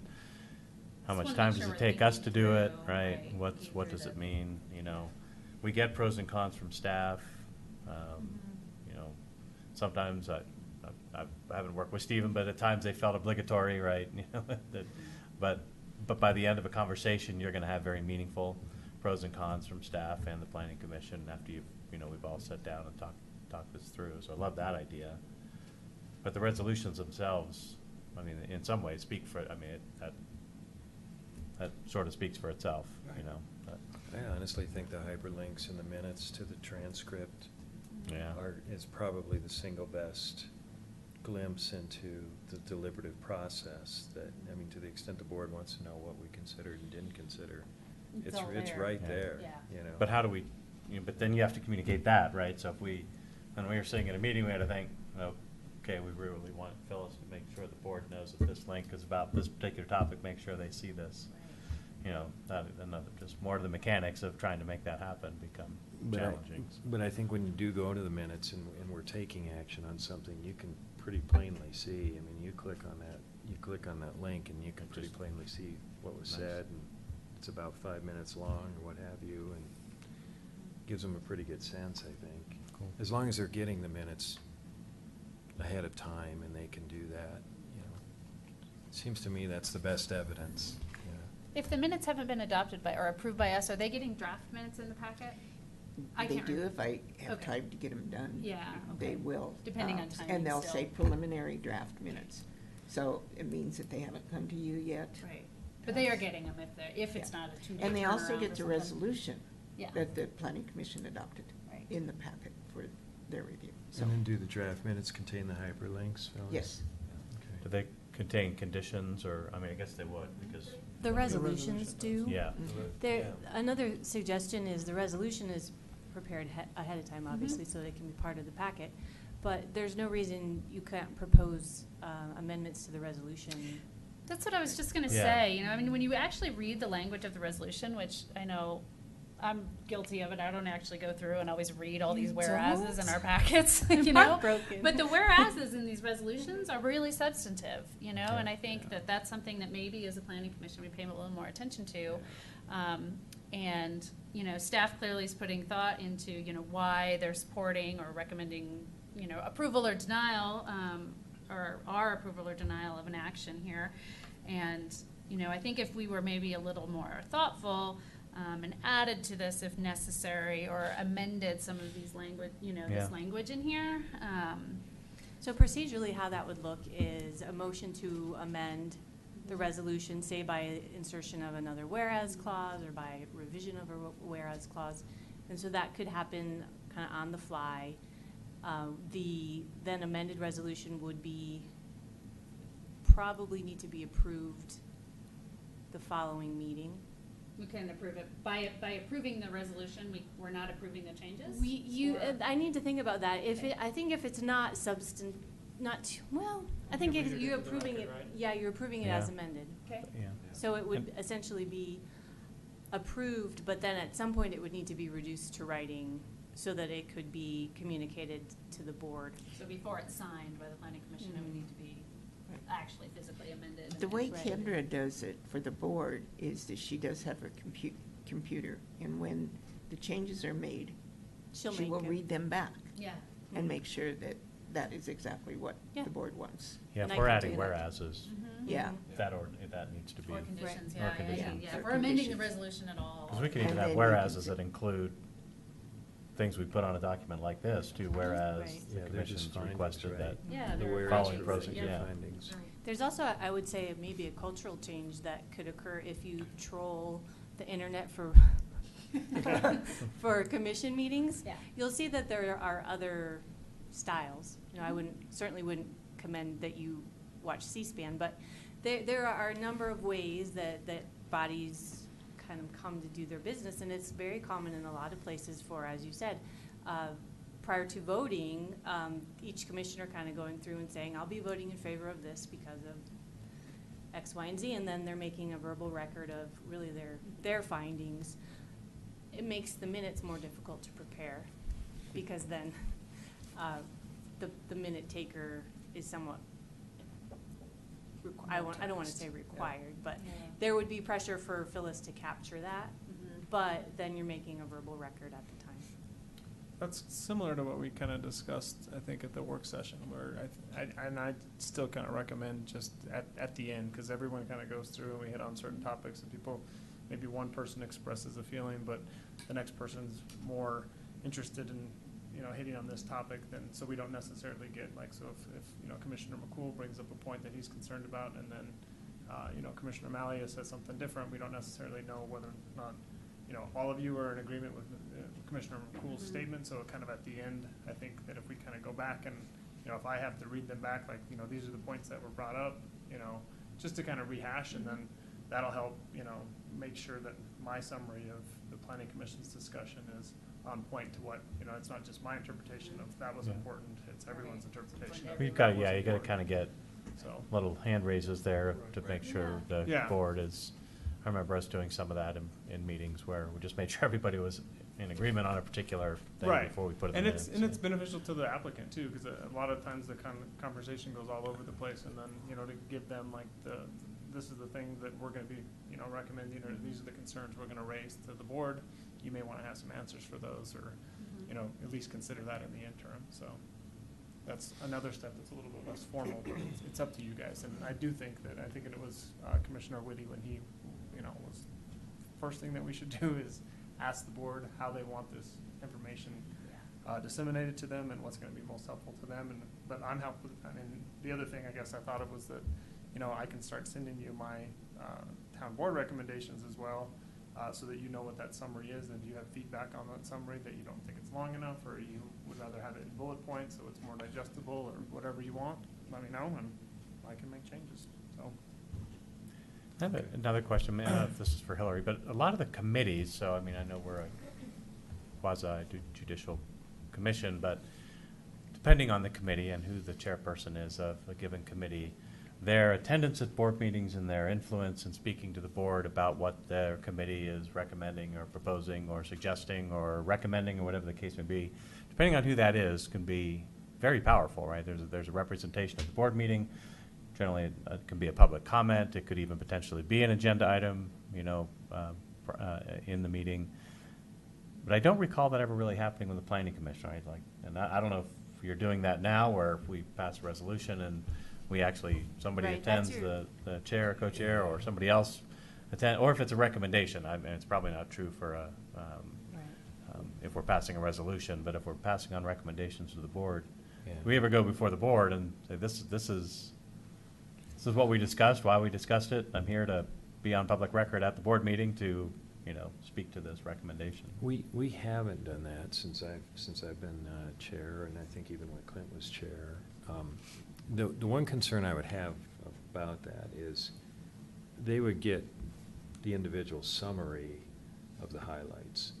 I guess I think too much like a trial lawyer, but.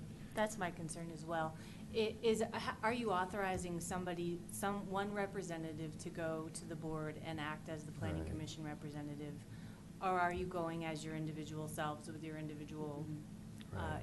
interests? The formal mechanism for conveying the planning commission's view to the board is by the adoption of the resolutions. So really, that's already your built-in way to make sure that they know what you're thinking. To the extent we need to improve upon those and make them more representative of your actual thoughts, I think that's probably the way to go. Well, and I think isn't the genesis of this whole discussion surrounding feedback that we received from the board, that they wanted to know more about what we considered and the pros and cons that went into our decision, rather than just know that we arrived at this conclusion. I think that was really what they wanted to know. I don't know, honestly. I don't know the genesis of. I think that's it. I think it is, and to me, the best way to know what we considered is to watch the video and see what was said, and go to the minutes and go to the links in the minutes. And I watch the videos to remind myself of how did we get to that conclusion, and I think it's much more effective really than any one of us trying imperfectly to summarize every point and counterpoint that was raised. I think for a while, I think Fred Fox was taking some kind of notes, and then he would come toward the end of the meeting and say, okay, what points do you want me to put down? And then we might list 4 or 5 of them or whatever, and then somehow that wound up in whatever the trustees got, and that seemed to be sufficient. So maybe if we took hypothetically 5 minutes at the end of a board meeting to say, okay, what can we button down in terms of why we did what we did, and see if we can do that verbally, and then you get a consensus before we leave. I don't know how much time that would take, but. See, and that's where the disconnect is for me. Have reviewed our draft, I've reviewed our minutes from our meetings, and a lot of what we're talking about creating is already included in those notes. In addition to that, the board gets the same presentation that we get from the planner with the addition of our notes. So it seems like there's a lot of information already being generated and passed on to the board that includes our recommendation when we approve the resolution. And so I've seen that. I've seen in our minutes where it says Commissioner Momartz stated this, and it was addressed this way by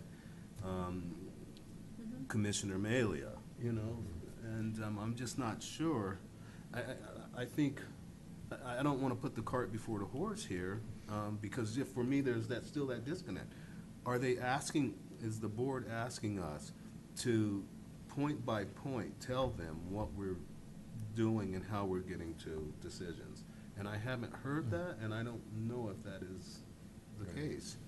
And I don't know that I would be suggesting that, every resolution that comes before us, that's what would happen. But if we, for example, as a planning commission, felt there was a topic, let's take transportation plan, let's take comprehensive plan, let's take land use code, things that come up in a workstation, or tell my computer guy, in a work session, that we want to communicate to the board. I promise you, you're going to get much more attention to that item if you stand up at public comment and speak to it into the public record than if it's buried in a packet that they may or may not get through, self-admitted by any one of us who doesn't read every single solitary thing in there, trying to gather and deal with all the information that's coming. If it's something that's important to us, we believe a review, and a review of the comprehensive plan is a big deal. That'll get through, and I know Stephen will make sure that was brought up and put on the agenda separately. But if there was something more subtle that we as a commission wanted to be working on, you're going to get a lot more attention if our chairperson gets up and says, we had this meeting, we all agreed, we'd like to review the transportation plan and start having an opportunity to talk about McCaslin Boulevard, Colt Creek Drive, Waldona Way, and blah, blah, blah. And, we'd like your approval to get that done, right? I think it's on public record. Public gets to hear it. They see it in a public meeting. People pay attention to board meetings. Right. Audience is empty here.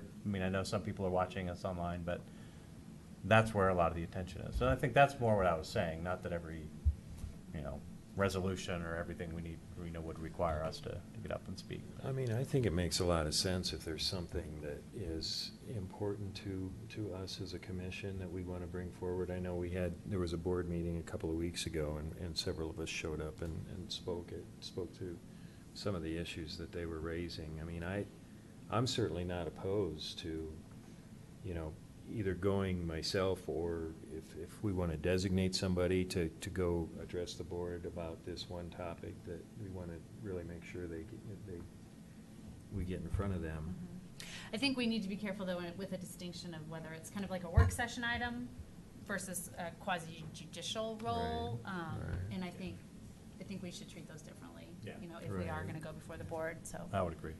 Yeah. I think that was Hillary's point where she brought up, but, are you representing the whole board? Or are you representing yourself as a private citizen? My house backs up to McCaslin as well, and that's one of my pet peeves, is traffic and transportation. So to my end, for me to show up at a board meeting and speak my mind as a resident on Andrew Drive, not as a planning commission. That's kind of how I would view that too. And maybe it was from a discussion and a resolution that we had the week before that I bring into the board as a resident, private citizen.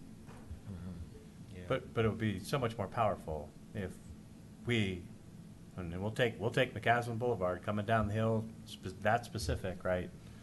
That we'd like the opportunity to work on this item. It's going to be much more powerful if this board as a whole agrees to make that recommendation. And I would think any one of us, I would trust anybody on this commission to say, I'm speaking personally if you have to get off on some topic, but, if we're going before the board to say we'd like to work on X, Y, Z, that it just, and we all agree that it's important for us to do, it would just carry a lot of weight. I think that's a fair point, Bob, and I know that, you have vision into a lot of the issues that face the residents of Original Town that, for example, that a lot of us we're simply not aware of, because we don't deal with it every day. And like our issue with the McCaslin thing, I think that in some respects, a lot of us are here because we wanted to get involved and see some positive changes. And somebody needs to do that work. And I know when talking to board members, they'd love to have an opportunity for some people to do some work. It creates a working commission, don't get me wrong. We gotta walk out of here or come back and meet and do some work. But I expect we would see a very positive response from many of the board members if we could actually do some work for them to get some of this stuff done, you know, whether it's communication with residents, whether it's trying to find out what's going on and what people are thinking, and making sure that everybody on those cul-de-sacs is struggling with McCaslin. And, well, you know, what if we do X? Are you going to be okay doing 30 miles an hour coming down the hill if we change it? You know, what do you guys, you know, that type of work, and communicating with the public and sitting here as a commission and talking these things through and coming up with the ideas. And I don't know, I think they'd love it. We're not really making any decisions. We're doing work to figure out We become opportunities. Activist board members. Yeah, exactly. So, well, Hillary, I don't see any issue with that. Do you legally, as long as we're not acting in a quasi-judicial capacity? But that's more of a legislative function. I think so. So what I would want from a procedural standpoint is a majority vote by motion. More formally, I think you've not done this to my knowledge, but you could direct me to prepare a resolution for consideration at the next meeting that would be sort of your written request to the board.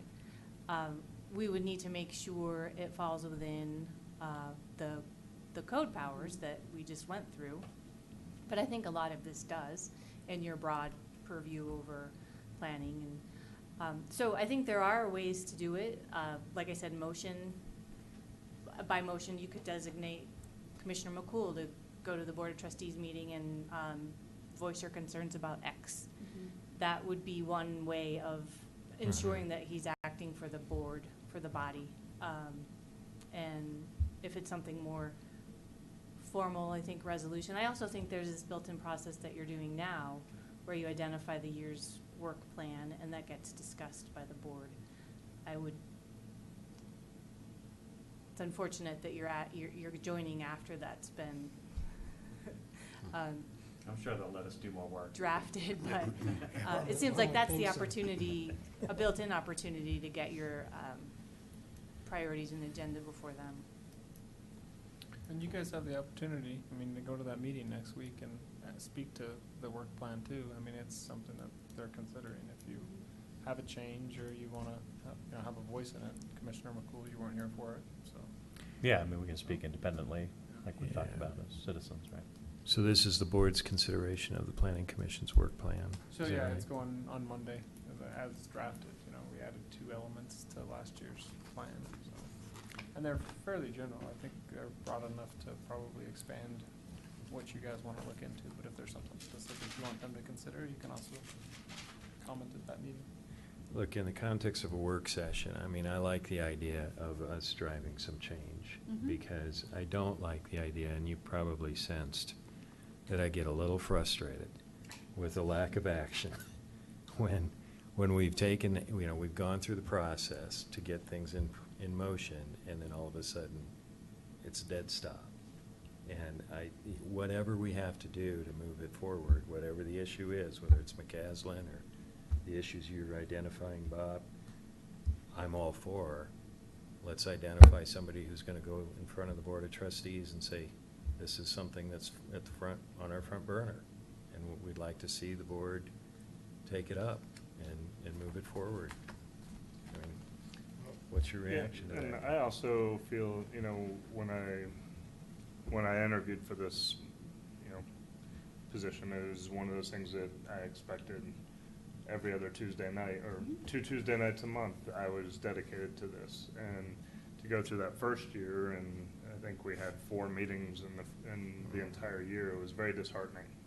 But to become more proactive and meeting, you know, 2 times a month, whether there's something coming up in front of us or not, that we are active and looking forward, I think it's, you know, something that, you know, we should all be willing to do, and I think it'd be a great opportunity for us to advance the town.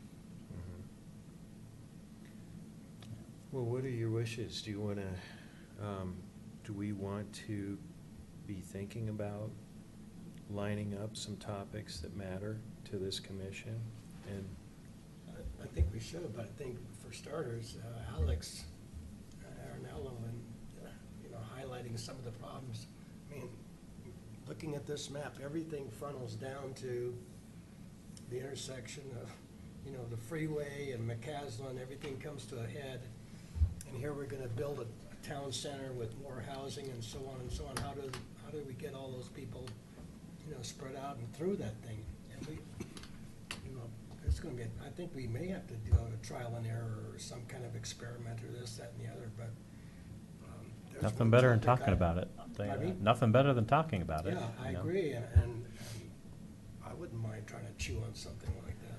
Well, if I could suggest an idea, we have one more meeting before our March 13th dinner with the board, likely. Maybe at the end of our public hearing, we could kind of collectively come up with a list of topics that we'd like to work on, and then talk about that at our March 13th dinner with the board, and get some feedback and direction from them, either during that meeting, or then they could do whatever they need to do to direct us, you know, go work on these things. But that might be a way that we could actually get prepared before that dinner. Could we table could they table the work plan this meeting, or is there an official deadline or something?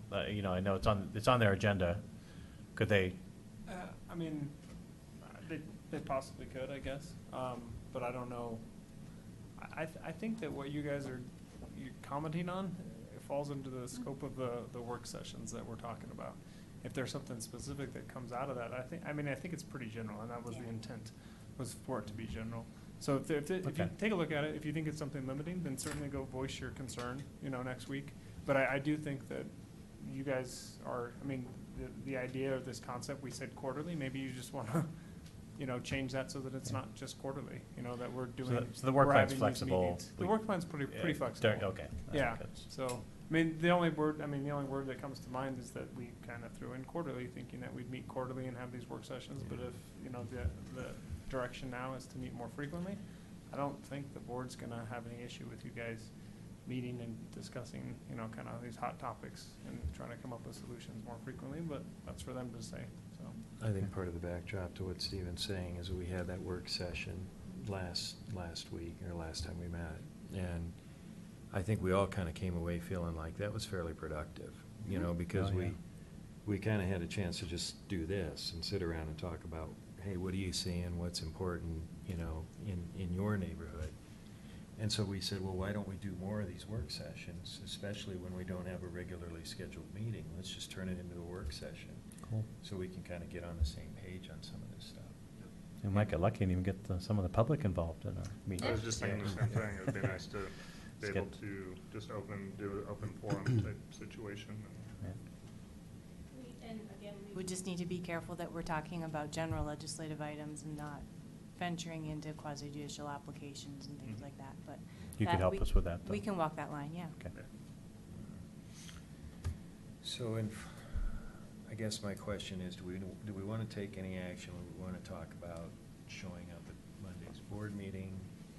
I mean, I'm happy to do it if there's something that we need to talk about, if we want to ask them to table action on our work plan until we can reconvene as an entire commission. Well, I like what, Commissioner Ritchie indicated. We have another meeting, right, beforehand, and we could, certainly we could say, hey, look, we give them a heads up, that might be nice, but that we're gonna meet again, and we have some other things we wanna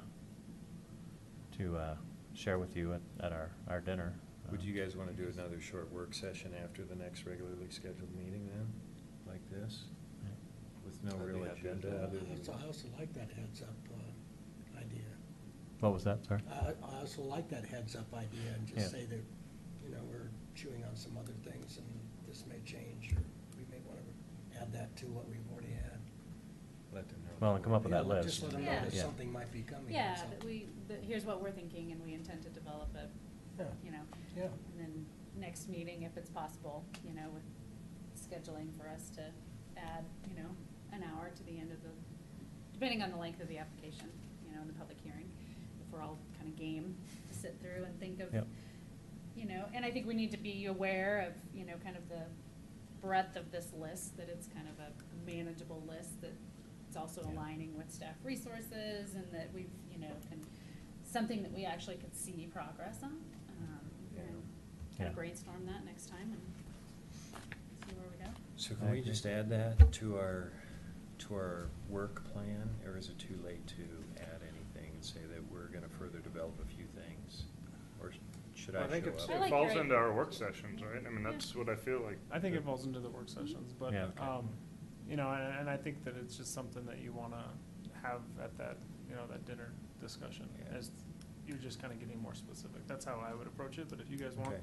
something different, this Yeah. is your. I'd feel better if the board really gets excited about this too. I mean, if they're not, then we probably don't No, no. go doing it, but. Right, you no, know, and so- and that's the thing, is it, and I think the questions have kind of come up along the way, is like, what do they really want? And, you know, hopefully they'll provide some more direction at that. I mean, I think it's a little nebulous now as to what, but I also think you guys have Yeah. a lot of great ideas, and it has been a product of these little discussions, or, you know, not so little discussions that we're having at the end of these meetings, and we can continue to do that. I don't know that, I mean, I guess the question that came to mind is if we, you know, keep, you know, having them on the agenda, is it, I mean, if our actual, development applications end up taking an hour and a half, or 2 hours, or 2.5 hours, or whatever, and nothing happens on the work agenda, or the work session, or if we just table it, is that appropriate, or is that, Yeah.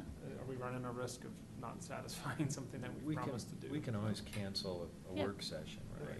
I mean, Yep. if Okay. it goes, if the regular Mhm. meeting goes late, and we don't wanna. So it can be a tackle it. placeholder that's always on there, if that's what you guys want, or on there, I'm in favor. as long as we're not, I mean, there's an application that's coming down the pike that'll probably take a 2.5 hour, 3 hour type of discussion, so. Yep.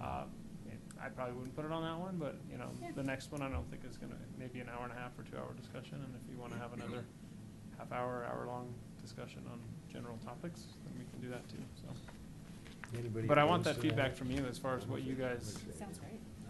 are comfortable with time-wise, you know, too, so. Yeah, that sounds good. Yeah, and Okay. I think this is gonna be a little bit of a work in progress as we kind of figure this out, Yeah, you know, too. So I think, you know, I think we've kind of established maybe an idea of moving forward, and, you know, we've got some flexibility and hopefully some upcoming direction from the board to, kind of fine tune this as we go. So for the next work session, I would ask that everybody bring forward something that is non-agenda. Be specific. Be specific. What topic is your topic? I want to be able to go faster down McCaslin, that's my. Incorporate a little sled hill or something. Yeah. When's it gonna be 65? Well, get one ticket and that'll stop you from doing that. That's right. Do I Maybe- need to drop the maybe gavel on maybe this? two. I don't think I do. Is there anything you want me to do with this for now, or is this something that you're just gonna take to? I think it's the just for dinner? the Okay. sake of discussion. Okay. Yeah, just Yeah. That's what started something All we're right. gonna. Is that All it, right. folks? Thank you, guys. Thanks. Thanks.